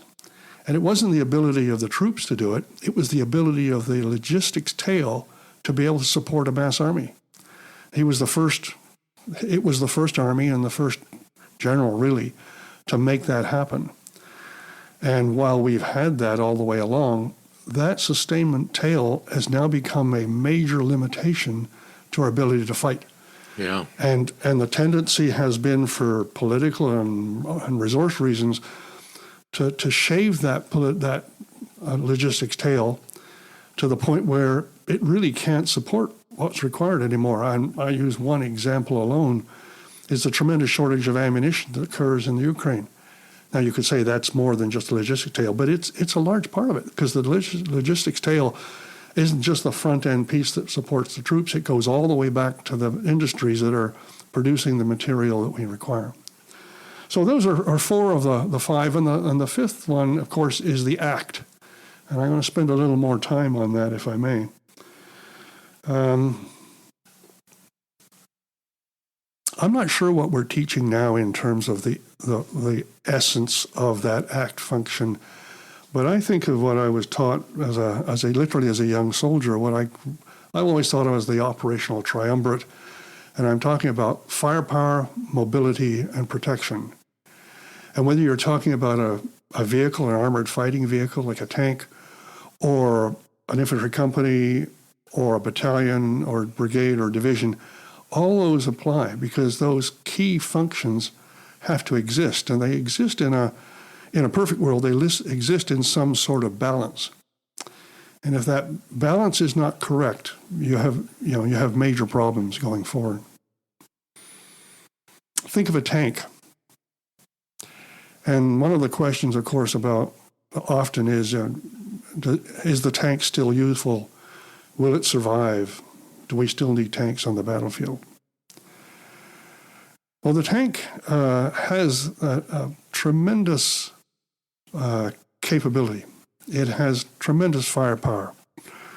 We've increased the weapons, and we go back to the original tanks of 2-inch guns on them, go through a T-34, through a Centurion tank, Leopard 1s with a 105 millimeter gun on it, the more modern Leopard 2 or the more modern Abrams with a 120 millimeter smoothbore, and projectiles that are increasingly more and more capability. So a tremendous amount of firepower. Indeed, firepower is the dominant aspect of the three three, and tremendous capability.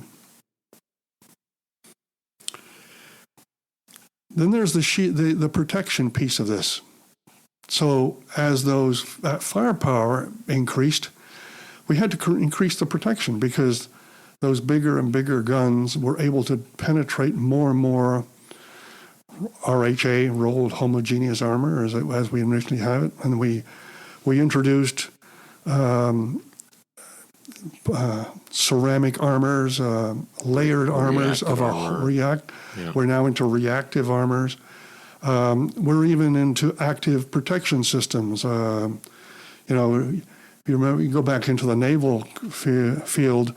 The battleships used to have tremendously thick armor plating on them, until the navies realized that they couldn't continue to do that because they couldn't float the damn things. Yeah. So they went back to the other extreme. They got rid of all that armor and thinly armor plated them, but they started to introduce active defense systems. So you'll see modern battleships with Gatling gun type systems on board with tremendously accurate radars, counter missile systems, and all of that.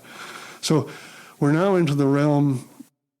I mean, even my time as DLR, we were testing those kinds of systems, and you're already starting to see armored fighting vehicles with those kinds of active systems on them, because you just physically can't put more armor on them and maintain the other important dimension of this, which is mobility. Mm-hmm. And it's mobility that actually is the weakness of the main battle tank today. You get an 80-ton tank, and there aren't a lot of places you can use an 80-ton tank with the way that they're intended to be used, which is to provide mobility to the force, to be able to break through an enemy's lines. There are a lot of places you can't even get them on main roads because you'll rip the road up or break a bridge as you're trying to cross it. So that's a major weakness. And of course, they're not strategically mobile. They're trying to get them from here to wherever is a major, major limitation. So where does the tank stand for the future? Well, it's a useful system, but it has its limitations. And as we've seen in the Ukraine, the number of casualties is horrendous. In preparation for this, I dug this out. The Ukrainian General Staff, which isn't necessarily a good place to start in terms of the figures, but they claim that since the start of the war, Russia has lost 7,590 tanks. Now, there are Western intelligence agencies, this is unclassified, that put the figure quite a bit lower than that, in the 4,000 to 5,000 range. But whether we're arguing it's 5,000 or 7,000, that's a hell of a lot of tanks to lose inside one relatively small country in that kind of warfare. And that's just the tank alone. Mm-hmm. That's not the tens of thousands of armored fighting vehicles and artillery systems and so on that they've lost. And you have to ask why. Well, the technology is such, and in my generation, we used to say, if you can see it, you can hit it. If you can hit it, you can kill it. And while that may have been of questionable accuracy in terms of the realm of technology, it's totally accurate today. The surveillance systems are such, as I said earlier, you can see everywhere in the world. And while there are limitations that can be introduced by defense systems, by and large, you can see a lot of the enemy all the time. And if you can see it with modern target acquisition and surveillance systems, you can hit it. I mean, the accuracy of a main battle tank, certainly a Western main battle tank, even at 2,000 or even 3,000 meters, is very, very high. SSKP, single shot kill probability, is extremely high. Mm. And given the power of chemical and kinetic munitions today, you can destroy that system. So it's no surprise that in that kind of environment, we are seeing a tremendous loss of vehicles. And of course, my alma mater, my profession as a gunner, artillery and its power, particularly against defensive positions, is one of the main reasons why we lose so many soldiers. And you look at the tremendous loss that both Russia and Ukraine have suffered as a result of that. So why am I banging on about this at some length here? It's because, in my view, we are in an age where firepower is dominant. Firepower, both direct and indirect, is the dominant capability that we're talking about. And when you look at the losses that we've incurred, it portends the need for a fundamental shift in how conflict is fought, how warfare is fought. It's in part with a change in technology. It's, in the short term at least, a shift in tactics and approach. I'm going to step back a bit, though, because none of this is a surprise, in a sense. Anyone who reads history, and certainly military history, and reads some of the earlier theorists will talk about the cycle, the evolution of warfare in a more general sense. I mentioned General Boney Fuller earlier, and he was such an individual who wrote quite significantly about that, and there are others. There's a thesis that says warfare, conflict, particularly land conflict, has a cycle to it, and that you go through a cycle that sees increasing use of technology till somehow it's overtaken by a whole new form of technology which shifts the cycle back to the beginning again. So let's think about the knights of old. So soldiers, fighters were largely standing toe-to-toe with a sword made of initially bronze, increasingly steel. So as it increased in capability and fighting each other at that time, we introduced spears so that you could actually get some distance because you could throw this thing. You could introduce crossbows and longbows, so that the distance between soldiers was greater and greater. The British longbow being probably one of the best of the lot. We mounted soldiers on horseback, introduced cavalry, and as we move forward with more and more challenging systems, we armored those soldiers, and in time armored those horses. And we got to the stage where the soldiers had difficulty moving around because they had too much armor on, and the horses couldn't move around because they had too much armor on. And somebody invented gunpowder and the rifle. And those bullets went through the armor. So there was no value in having that armor anymore. So we got rid of all the armor, and the soldier was on his flat feet or sitting on the horse with no armor protection, carrying a weapon with using gunpowder. Mm. And that cycle started all over again. And we now find ourselves at the I would say, arguing approaching the end of the next cycle, where our soldiers are now quite heavily armored, carrying a fair bit of weight. Our vehicles, our horses, such as they were, are all heavily armored, as I spoke about the tanks. In some cases, so heavily armored, you have difficulty using them anymore. And we seem to be approaching the end of that cycle again. The question, of course, and I don't know the answer, unless we've got some scientists that do, what replaces that or what forces that cycle to go back to the beginning, I don't really know. But it's instructive, I think, to think in those terms that, we are really at a point where, unless technology is going to solve this for us, we're really only playing with the tactics and the use of all the different systems that we have as they are today, and using that technology in new forms. So then, I think we then have to explore some of the new technologies that have come along and what that means.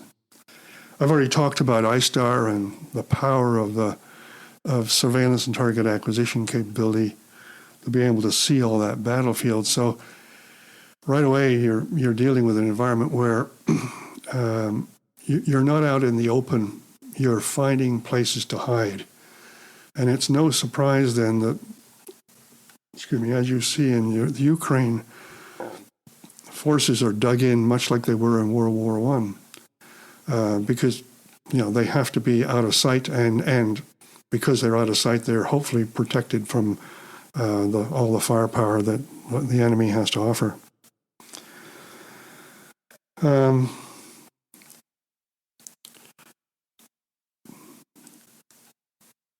So the question, of course, is how do you defeat the incoming stuff that is defending? How do you shield against that? And digging and being undercover is one such way. There are I believe, certainly in the open source. Forgot to turn it off. Sorry about that. It's all right. There is in the open source, I believe, examples of systems for camouflage that will actually make armored fighting vehicles appear to disappear. So camouflage of a sort is part of that solution. Not perfected yet, maybe not in use anywhere yet, but certainly is on its way to being here.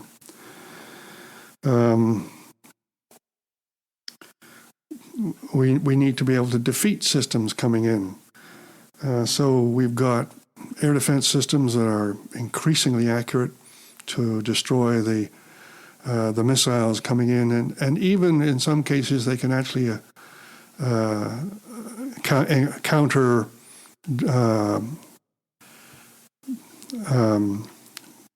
tank rounds coming in and the like. We did a study back in the mid-90s where we would mount millimeter wave radars on armored fighting vehicles and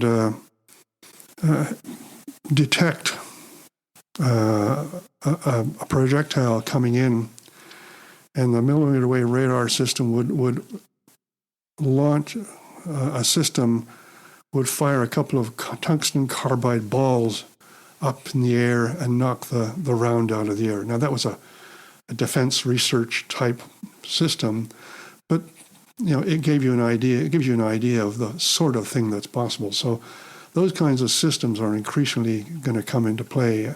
Active defense systems of that nature.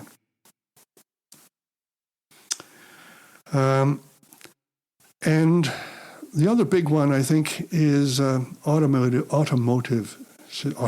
systems. So we're seeing increasingly the use of drones. And I would have predicted some years ago that drones were increasingly going to be an important piece going forward.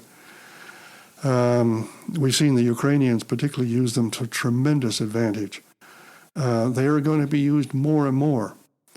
But beyond what you're seeing right now, I'll give you two ideas. The first is that we'll see those drones become fully automated. That is to say, they won't necessarily even need to be controlled by human beings. They'll fly out on a preset path, seeking out an enemy, and once the algorithm recognizes that it's found the right enemy in the right context, it'll destroy it. It won't need a human in the loop at all. Now that's a serious threat. It's also a serious challenge because it introduces a whole pile of ethical challenges that we've not had to worry about till now. But we're on the verge of that now. If we haven't seen those kinds of systems in use in places like the Ukraine, we will very soon. I'm convinced of it. Mm-hmm. So there's a challenge in and of itself. The other is that, by and large, those drones have been used as individual weapon systems, weapon platforms. And I would argue they're going to be used more and more en masse. We talk about precision targeting. I mean, replacing dumb artillery rounds with precision artillery rounds. That kind of idea. So we've said we're shifting from mass to precision. What about the concept of mass precision? And I shared with you the other day a picture of I'm sure a lot of our listeners have seen those, particularly out of China, but swarms of drones that are used to portray a dragon in the sky or some sort of lit up thing with all these small drones all carrying lights on it, which through the use of artificial intelligence are able to display in the sky a particular form. Well, that same artificial intelligence can guide that whole swarm to a target and do whatever the algorithm or the authors of that swarm want it to be. And if you think that's just science fiction, it's open source information. The U.S. Army's DARPA, Defense and Research Development Organization, has been testing for some years now the use of swarms in unmanned vehicles. So when are we going to see it in operation?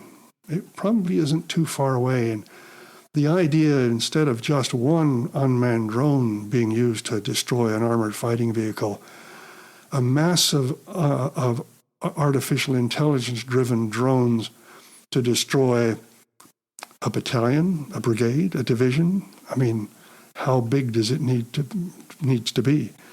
So I think we're seeing a fundamental shift in the power of that dominant firepower technology that we're talking about, driven by artificial intelligence and the sense or ISTAR capabilities. So there's a bit of a vision for, I think, where we may be going.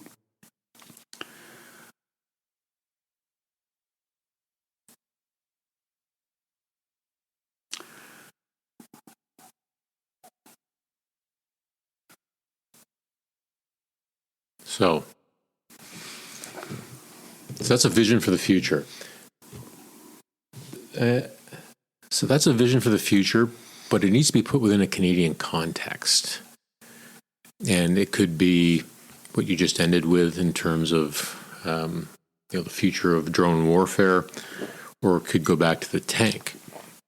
And I think, as you pointed out earlier in the conversation, the requirement to make decisions as the Army commander about, we're going to do this, we're not going to do this.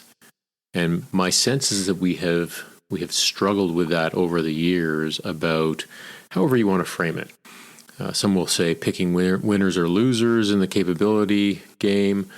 Others will say, well, we need to have a little bit of everything. But to maybe highlight the tank as an example, even if we take the numbers that you quoted in terms of X number of thousands of Russian tanks being lost, I mean, the best case scenario for Canada would be, 100 tanks, 100 main battle tanks? How long do 100 main battle tanks last on the modern battlefield? Especially when you consider that those vehicles are incredibly heavy in terms of sustainment costs, keeping them up and running. So it's not just the purchase of the vehicle in and of itself; it's all the sustainment of that vehicle. So how do you put the future of warfare in a Canadian context to determine what makes sense for the Canadian Armed Forces? Yeah, a very difficult question to answer. To go back a step in terms of you've referred to it, when I was in the chair and trying to make those decisions, for a variety of reasons, I made a decision that because of cost and capability, that we needed to design an army that was affordable and that purchasing the capital cost and the sustainment of a main battle tank in the modern era, something that was able to fight on the battlefield, main battlefield, was probably beyond where we could be as a peacetime army. I mean, if the resources of the nation were put to us, we could probably do it, but we certainly couldn't sustain it on the kind of defense budget that the country provides at that time. This is around the 2000, and then even today. But I would go even further than that and say that not only Canada, but most nations in the world are going to be faced with the same sort of problem.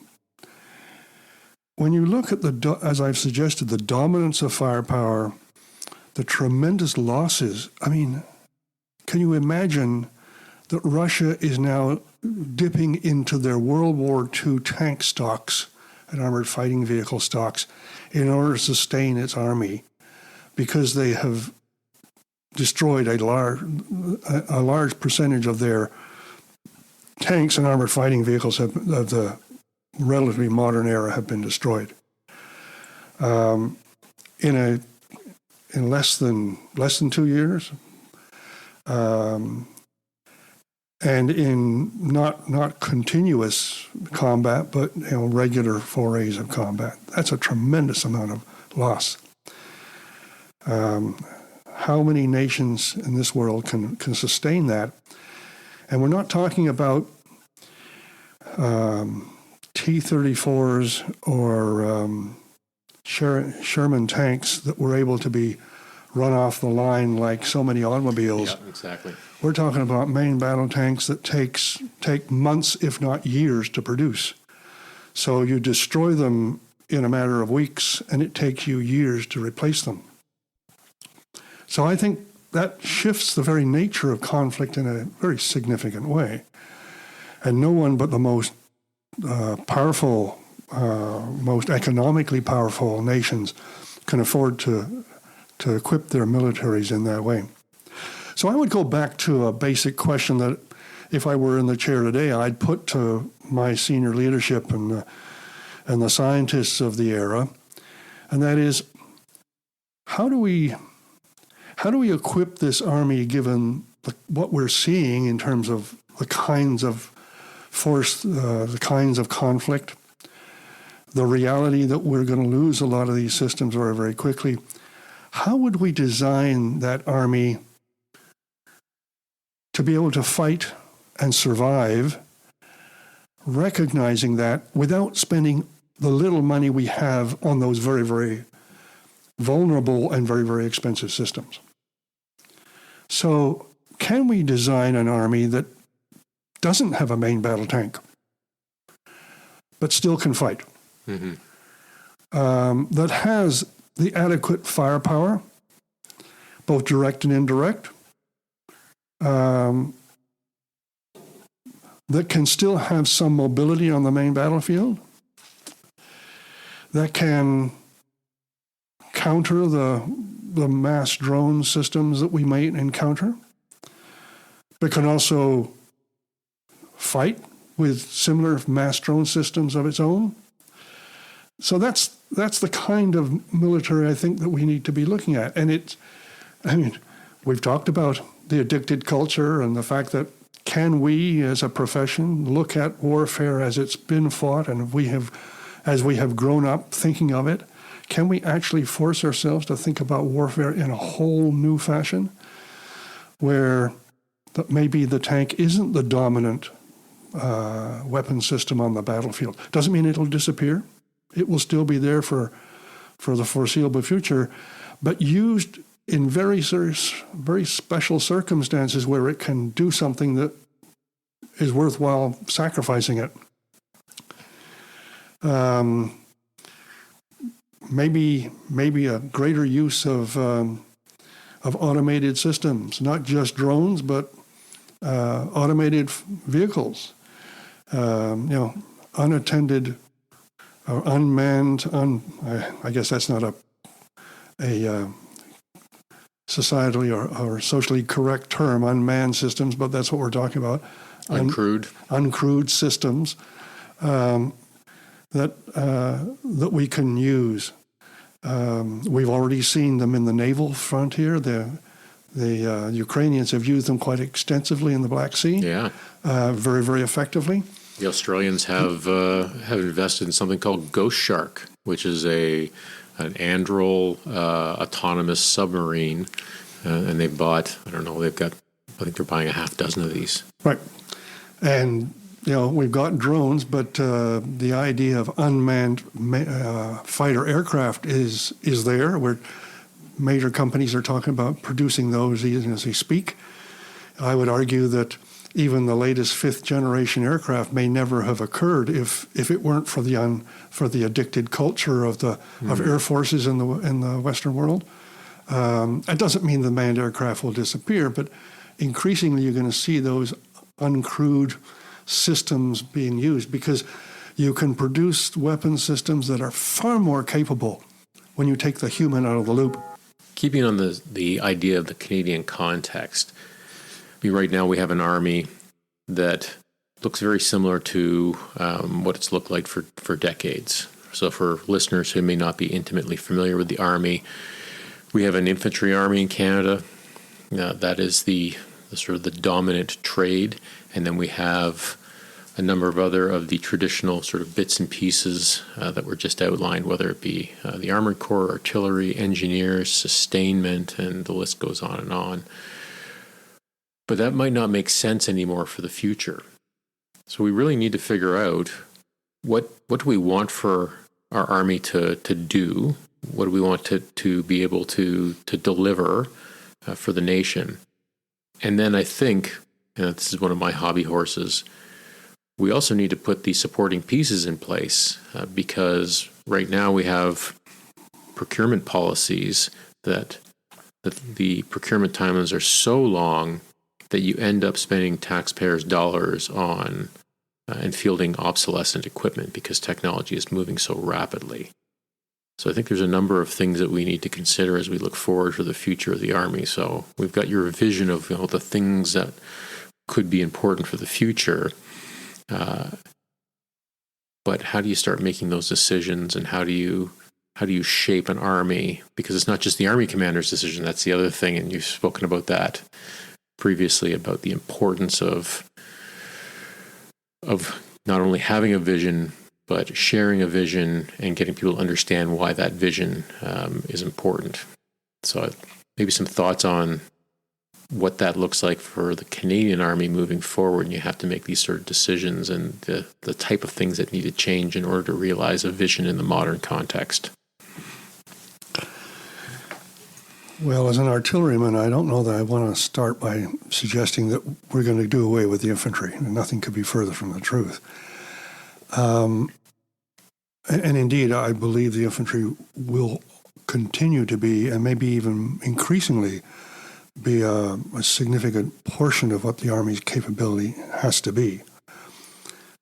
What will change is the balance amongst the various functions and weapon systems and overall capabilities.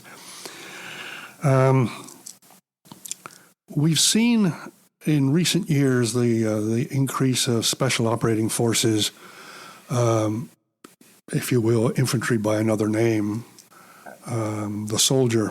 And I do believe very strongly that the most significant capability of any army is the capability of its soldiers.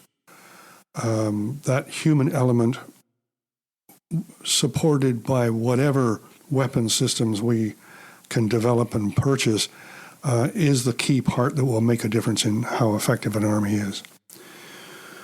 But what the balance is has got to shift. Talked already about different kinds of weapon systems, drones, unattended ground vehicles, and the like. Well, someone has to be able to maintain those and produce them and or operate them and so on. They may be unattended, they may be uncrewed, as we say, but we still need people to look after them and to develop them and to launch them and so on. So those people have to come from somewhere. So we'll see a shift in that. I can't forecast what that shift can be. There's got to be a balance. And there's a political dimension to this. We know that armies are used for far more than just fighting like we see in Ukraine. They have to be organized and structured in a way to be able to do that, but they also need to be able to do many other things besides, like peacekeeping operation if we've got a peace to keep, and many other domestic requirements. But I caution that those should not overshadow the ability of that military to fight. So that rebalancing has to occur.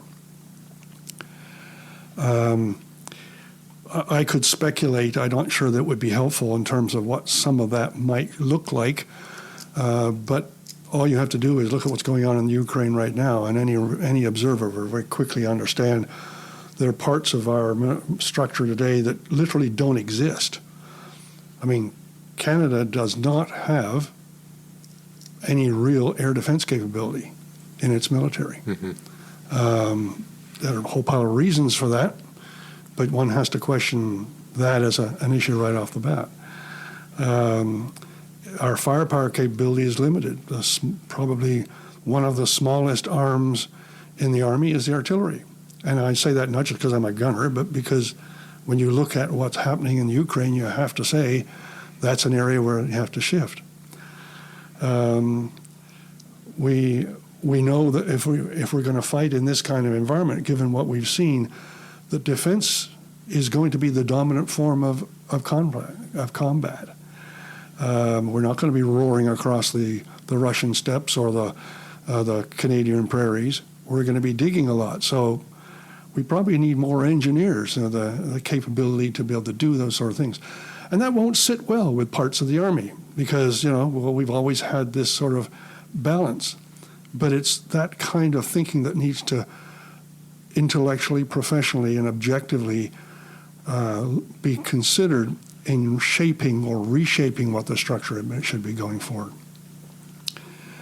But I want to come back to my earlier comment that we need to have some real blue sky thinking, considering what technology does today, what it can do for the future, and what kind of army might be achievable within the limited resources a country like Canada has. And those are tough decisions to make. But a key component, and you referred to it, is also the country's capability of producing this. And there are a number of dimensions to it. One is, what does our defense industry look like? And will our defense industry be able to live up to the requirements as we go forward? And that isn't just stocking the Army as it needs to be, but also sustaining that Army as it gets into conflict. And recognizing we can get certain things outside of the country, but there's certain things we want to ensure we have control of internally. But another part is the political dimension here of both the bureaucracy and the political will to be able to make decisions and move to capabilities faster than what we do today. We're facing a situation where in the Second World War, Canada set up factories, produced weapon systems, put them into service, fought the war, and we're back home in the same amount of time it takes today to get a major weapon system off the drawing boards and into service. Now, I recognize, as anybody would, that technology is part of the reason for that, is that we don't have the same levels of basic technology. We have much more advanced systems, so they are more of a challenge. But we also live in a technological age.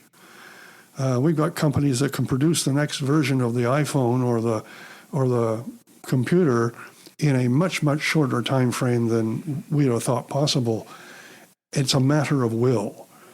And the government needs to look at its bureaucratic approach of risk aversion. I understand the reason for that, but We need to streamline the systems such that the things that we need to produce for that army that are relatively cheaper, relatively more capable, based on a concept or a strategy that makes sense for Canada, has the industrial and political backup to make it work. And without that, no amount of military thought into the right way forward is going to solve the problem. But I think that really brings us sort of to the end of the operational or tactical dimension of this, what about future war? And maybe just for a few minutes get us into talking about what I really talk about is the strategic level, or maybe society on society conflict. I mean, most of the conflicts, take away World War I, World War II, have been regional wars, local wars of the sort. But when you look at the difficulty of those kinds of conflicts, the cost of them, one has to come to the conclusion that no country worth its salt is going to quickly move into that kind of conflict. The costs in blood and treasure are just too great. And very quickly, a country could find itself with its military capability being denuded to such a point that it's now at great risk from another potential opponent. So would you want to put yourself in that position? Which brings me to the view of, well, what else could you do? And I'm reminded of that statement from Sun Tzu, that great Chinese philosopher, that said the supreme art of war is to subdue the enemy without fighting. And when one looks at the cost of conflict today, in that, as I've tried to describe it, and as we're seeing it in places like the Middle East and the Ukraine, is that form of conflict the only way that it can happen? And it brings me to what I guess I would say in some respects is the declining utility of force. And that's not to suggest that force will not be used. As a professional soldier my whole life, and having as a student of history, I'm convinced we will continue to see conflict, including tremendous force-on-force conflict, but it will be less common. What we will see is nations, or perhaps alliances, in constant conflict, if we're not already. So we see things like cyber attacks on infrastructure, which can be done without anybody firing a shot. It's happening today. We know it's happening.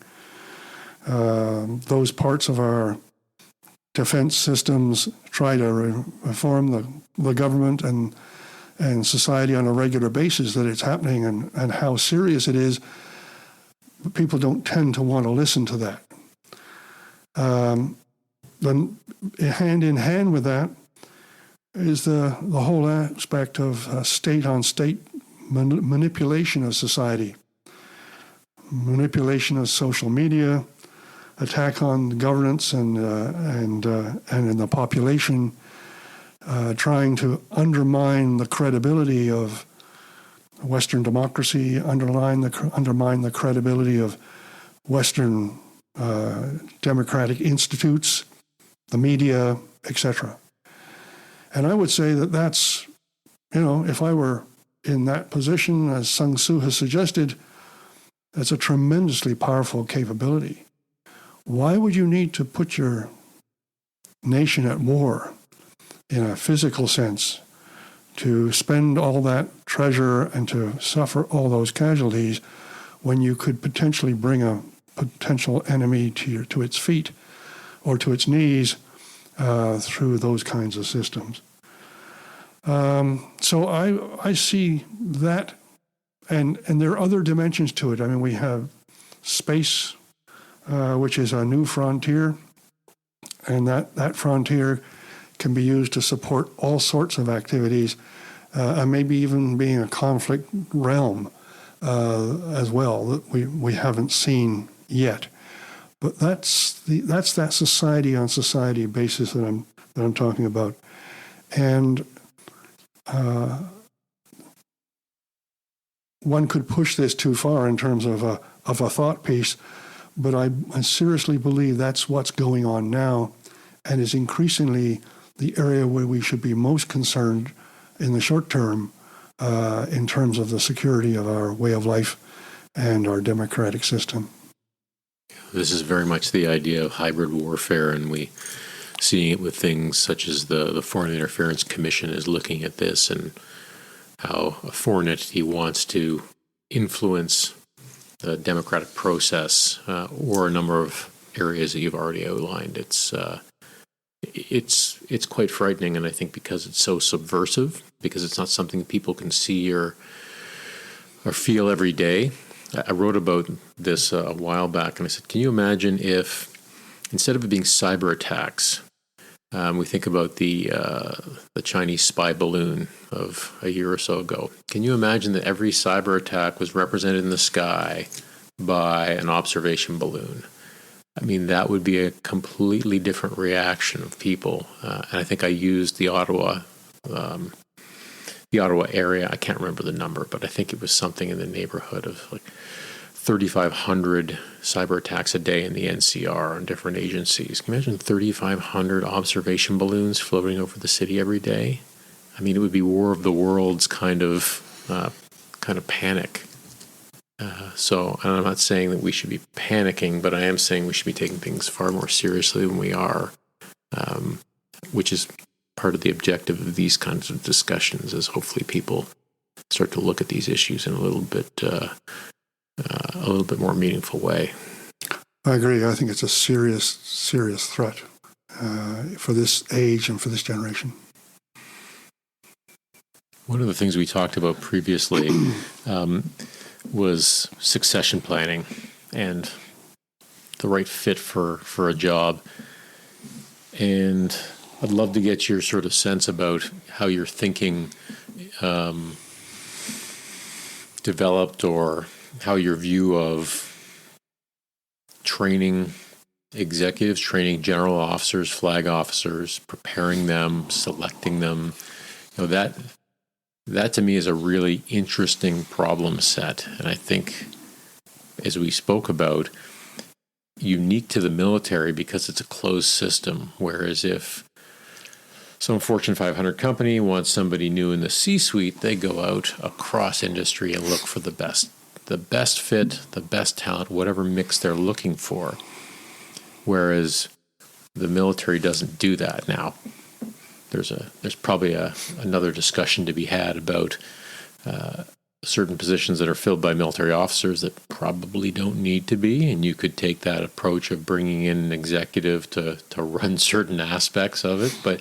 But there is, without a doubt, at least in my mind, you're going to build an Army commander, you're going to build a uniformed Army commander, and there's a number of those positions that have to be uniformed members.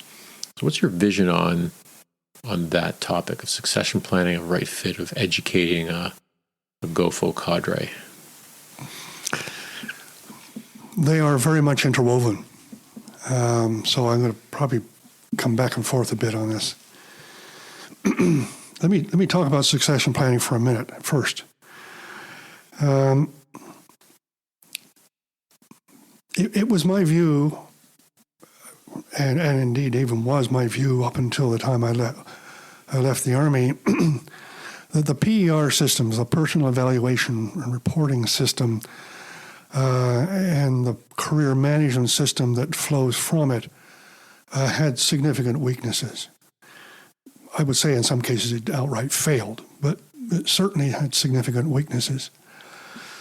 Over the years, I mean, we all understand the limitations of evaluating individuals and then trying to compare a variety of individuals in terms of who is better to go forward or to do certain jobs. It's not an easy job, but increasingly the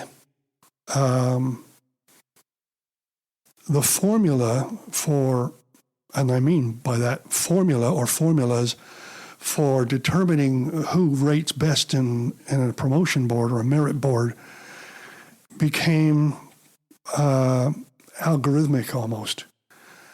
You know, when you get so many points for education and so many points for language and so many points for this and that, and I'm not negating any of those issues as factors, don't get me wrong, but it all speaks principally to the issue of potential.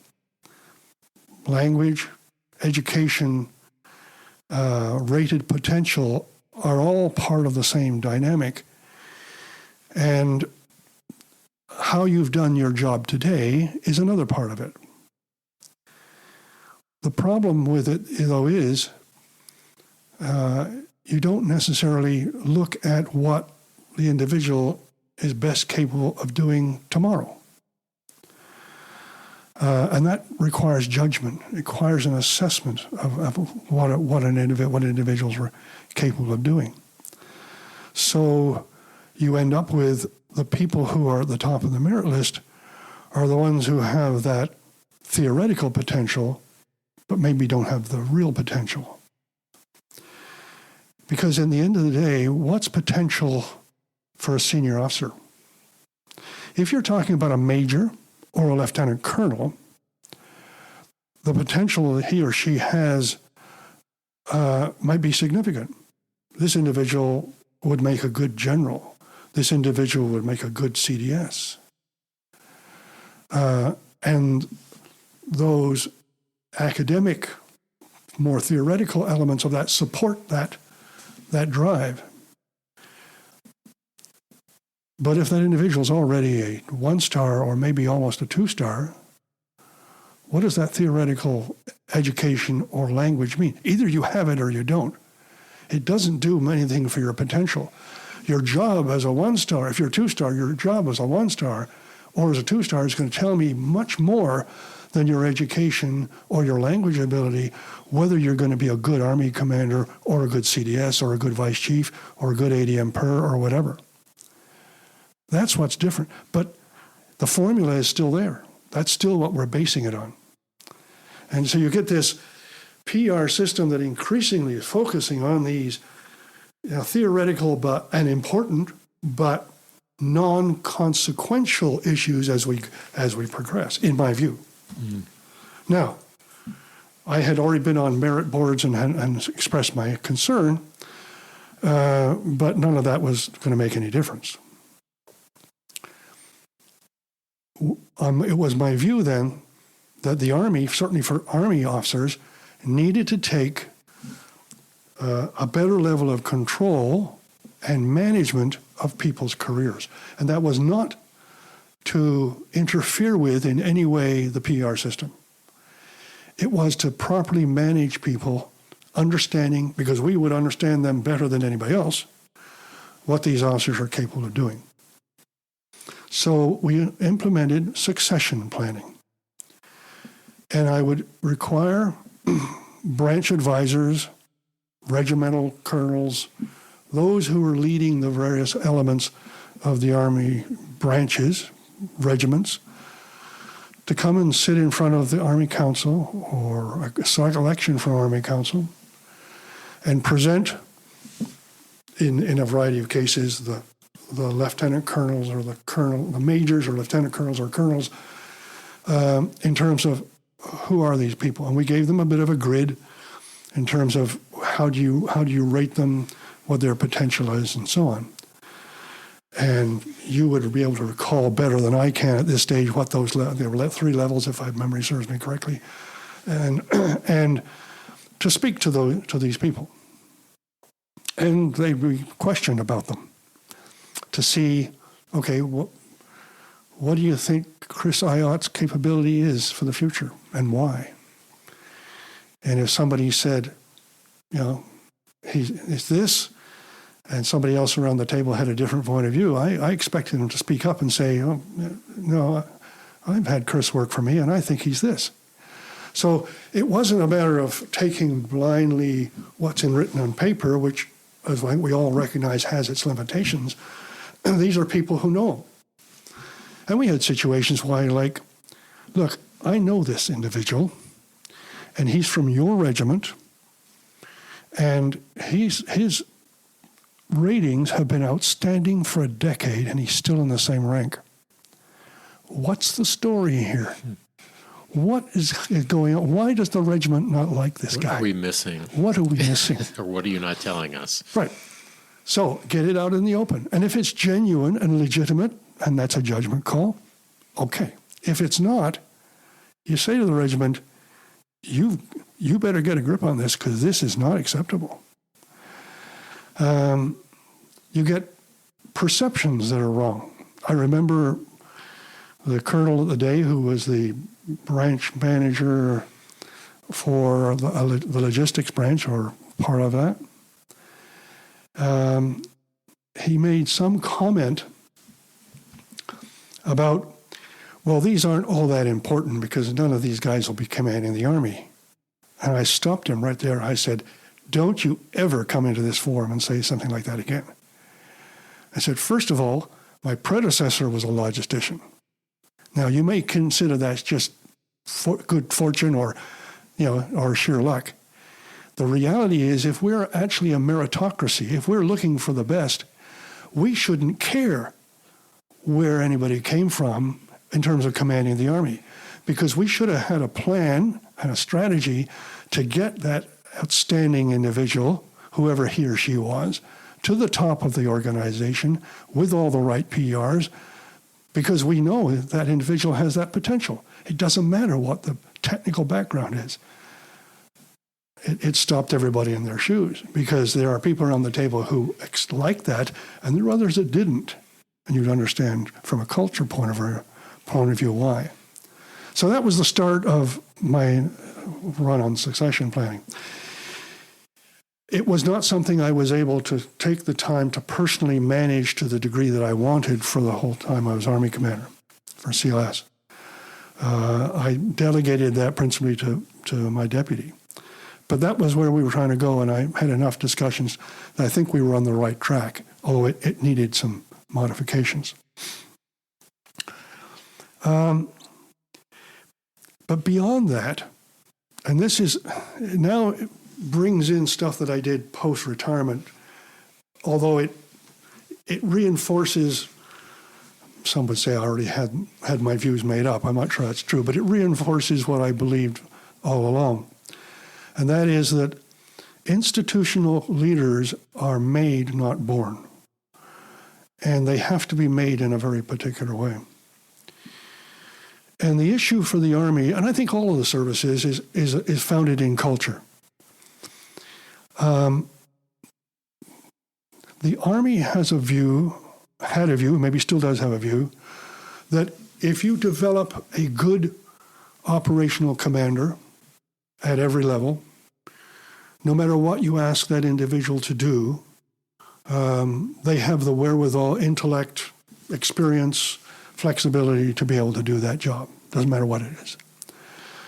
So if you've become, if you were a good company commander, battalion commander, brigade commander, divisional commander, you'll make a good Army commander, which will make a good CDS.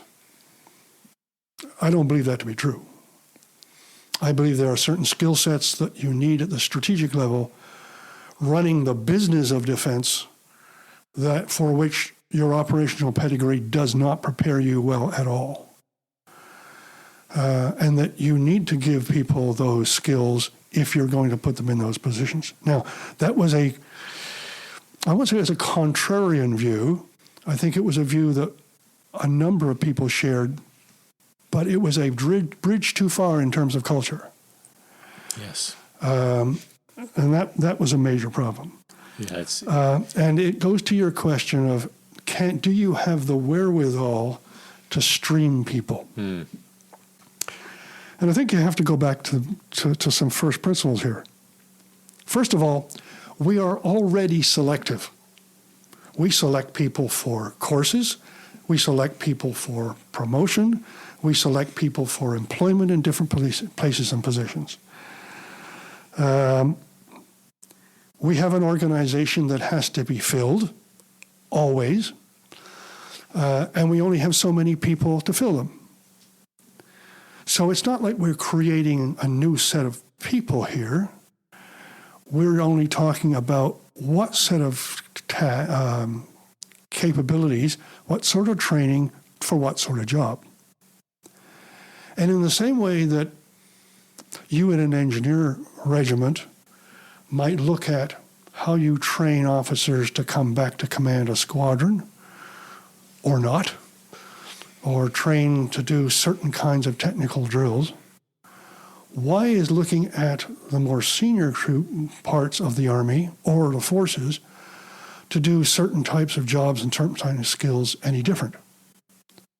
The significant difference is the domain in which they would be operating and the culture of the organization to begin with. Because the culture says, if I take you away from the operationally dominant part of the system, I am disadvantaging you for the future. Because if you go and spend too much time at NDHQ, your operational pedigree is called into question, and I don't trust you anymore. But if the objective is, in fact, to train and develop institutional leaders, you're actually better off, because you now have this rucksack full of commanders or potential commanders who have spent some time, not all their time, but some time and important development time in the strategic environment, learning the skills, making the contacts, understanding the business so that when they come back as more senior officers, they are prepared to do the job, understand what they're dealing with, and can then start being effective in going forward. What we have today is they come back with little or no preparation, fail themselves, and set the institution up for failure as well. I mean, I've said this to you, and I'll say this to our audience. As an Army, we pride ourselves in preparing people for success operationally, and so we should. I mean, I endorse that 100%. As we know we're going to take units off and send them off to operations, we put them through a high performance level of training and testing to make sure that they, as organizations and the individuals within them, are capable of doing the job. In those unique cases where we send people off to command in major environments, we try to do the same within the realm of possibility. A good example is General Rick Hillier, as a 3-star, was sent to Afghanistan to lead the ISAF at the time, and we gave him, I think it was up to close to 6 months, with a headquarters in Canada, preparing him and them to go into operations. But you know, we'll take a current 2-star, more likely a current 3-star, and send them in to be the Vice Chief of Defense Staff, arguably the most difficult job in the institution of the Department of National Defense and the Canadian Armed Forces, with no preparation whatsoever. And explain to me why that makes any sense, because it doesn't at all. But because of our culture, we're letting that go. And if you think I've got it wrong, go and ask some of our civilian colleagues, because they look at us and scratch their heads. You go and talk to Bob Fowler, who I know was one of the members on your previous session, and ask him that question, and I guarantee you he'll tell you the Armed Forces does a terrible job of preparing people for institutional leadership. And it's not lack of knowledge, it's lack of will. What I want to quickly touch on here before we wrap up is you work with a couple of organizations now that I don't know if a lot of people know too much about. So maybe you could give us a quick sort of overview. This is important because this is a way that you are continuing to serve. Well, I should say after I retired, I retired in 2003. That's important to remember. I mean, that's over 20 years ago. I was almost 56 at the time. compulsory retirement age was 55. So they kept me around right until close to the end of my 55th year. I'm not sure they would allow me to stay much longer anyways, for a variety of reasons. I was ready to retire. I was tired. If I had known that I was going to serve for, to be objective, given what I tried to do in the Army, and it would have been ideal to serve a bit longer to solidify some of the changes I tried to make. But I'm not sure I could have done it personally. I was tired. My wife asked me to take at least 6 months off and relax and not taking any jobs, and I had no difficulty in convincing me that. Indeed, I took close to a year off. And it taught me something very, very important. It taught me that I could keep myself physically active, but given the opportunities, I needed something to keep myself intellectually active. I just didn't see where that was the case.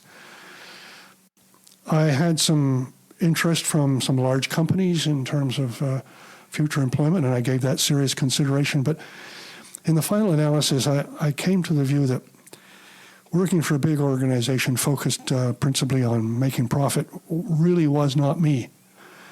I'd spent my whole life, not just my whole adult life, from 16 years of age, being responsible for something I thought was important to the nation. And while I didn't know exactly what I meant by that at the time, I felt that I sort of had to be in the same space. Recognizing that I needed to get some employment somewhere. I could have lived on my pension, but I wanted to get some, maybe some fun money or something, take my wife on some different walking things. Around money. Some walking around money. And I put my shingle out there as a consultant, and I did a number of things, and by and large relied on my reputation, my good name, I suppose, and people coming to me and doing a variety of things. And I did do a variety of different things. Surprisingly, in the broad public service, military, Department of National Defense domain. So a lot of it I was able to leverage my previous experience, but also to explore things in the public domain. And I was comfortable with that because I was doing stuff that was, I thought, doing good for the institution of government and the nation writ large. But that has its half-life is, I used to say the half-life of a retired general is about 5 years. The half-life of me was about 10, and that was about the time I started to look at different things. Although it started earlier than that. 2006, a good friend of mine came to me and said, how'd you like to be on the board of the Perley and Rideau Veterans Health Center?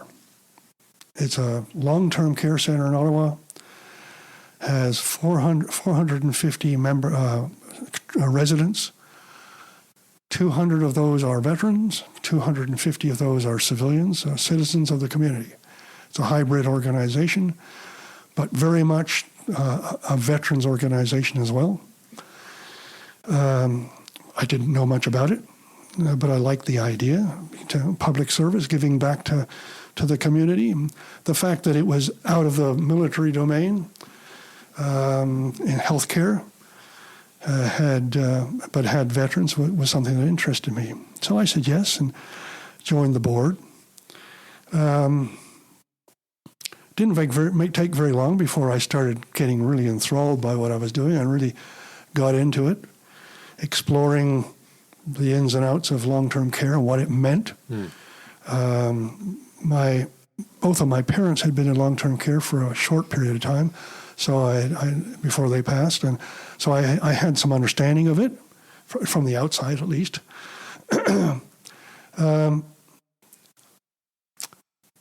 As it turned out, the board was seriously looking at trying to redevelop its strategy of taking the organization forward, and I had offered to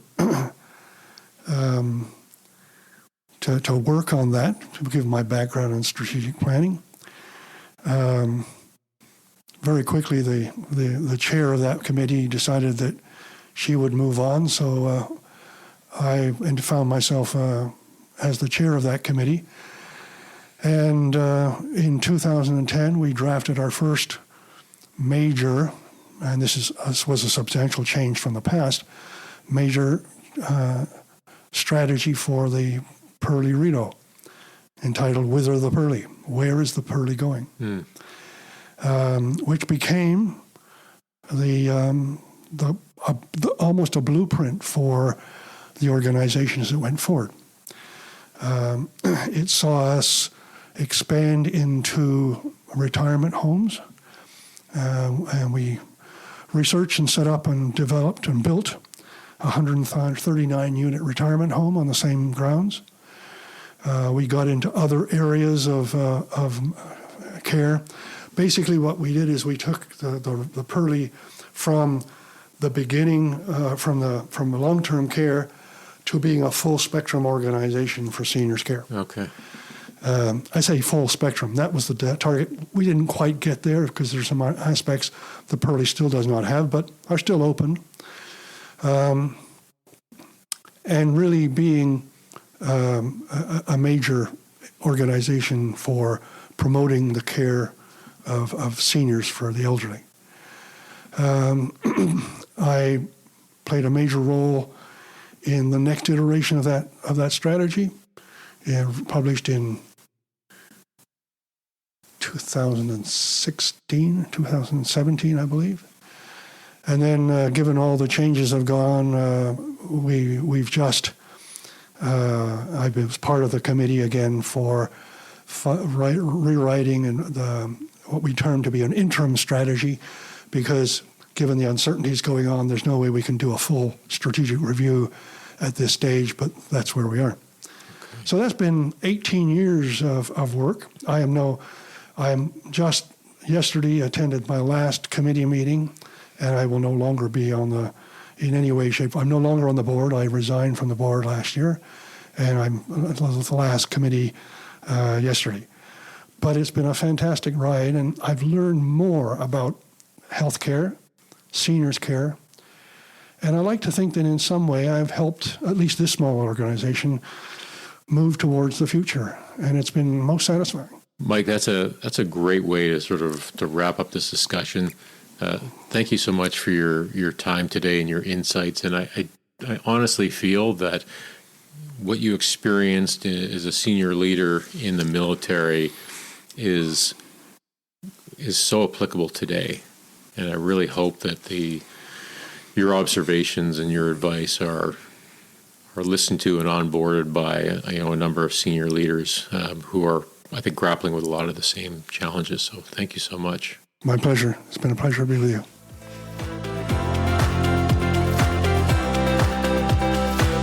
I want to thank all of my listeners for dedicating some of your time to the Northern Sentinels podcast. If you've not subscribed to The Greater Good on Substack, please do so to support content development. Thanks again, take care, and goodbye until next time.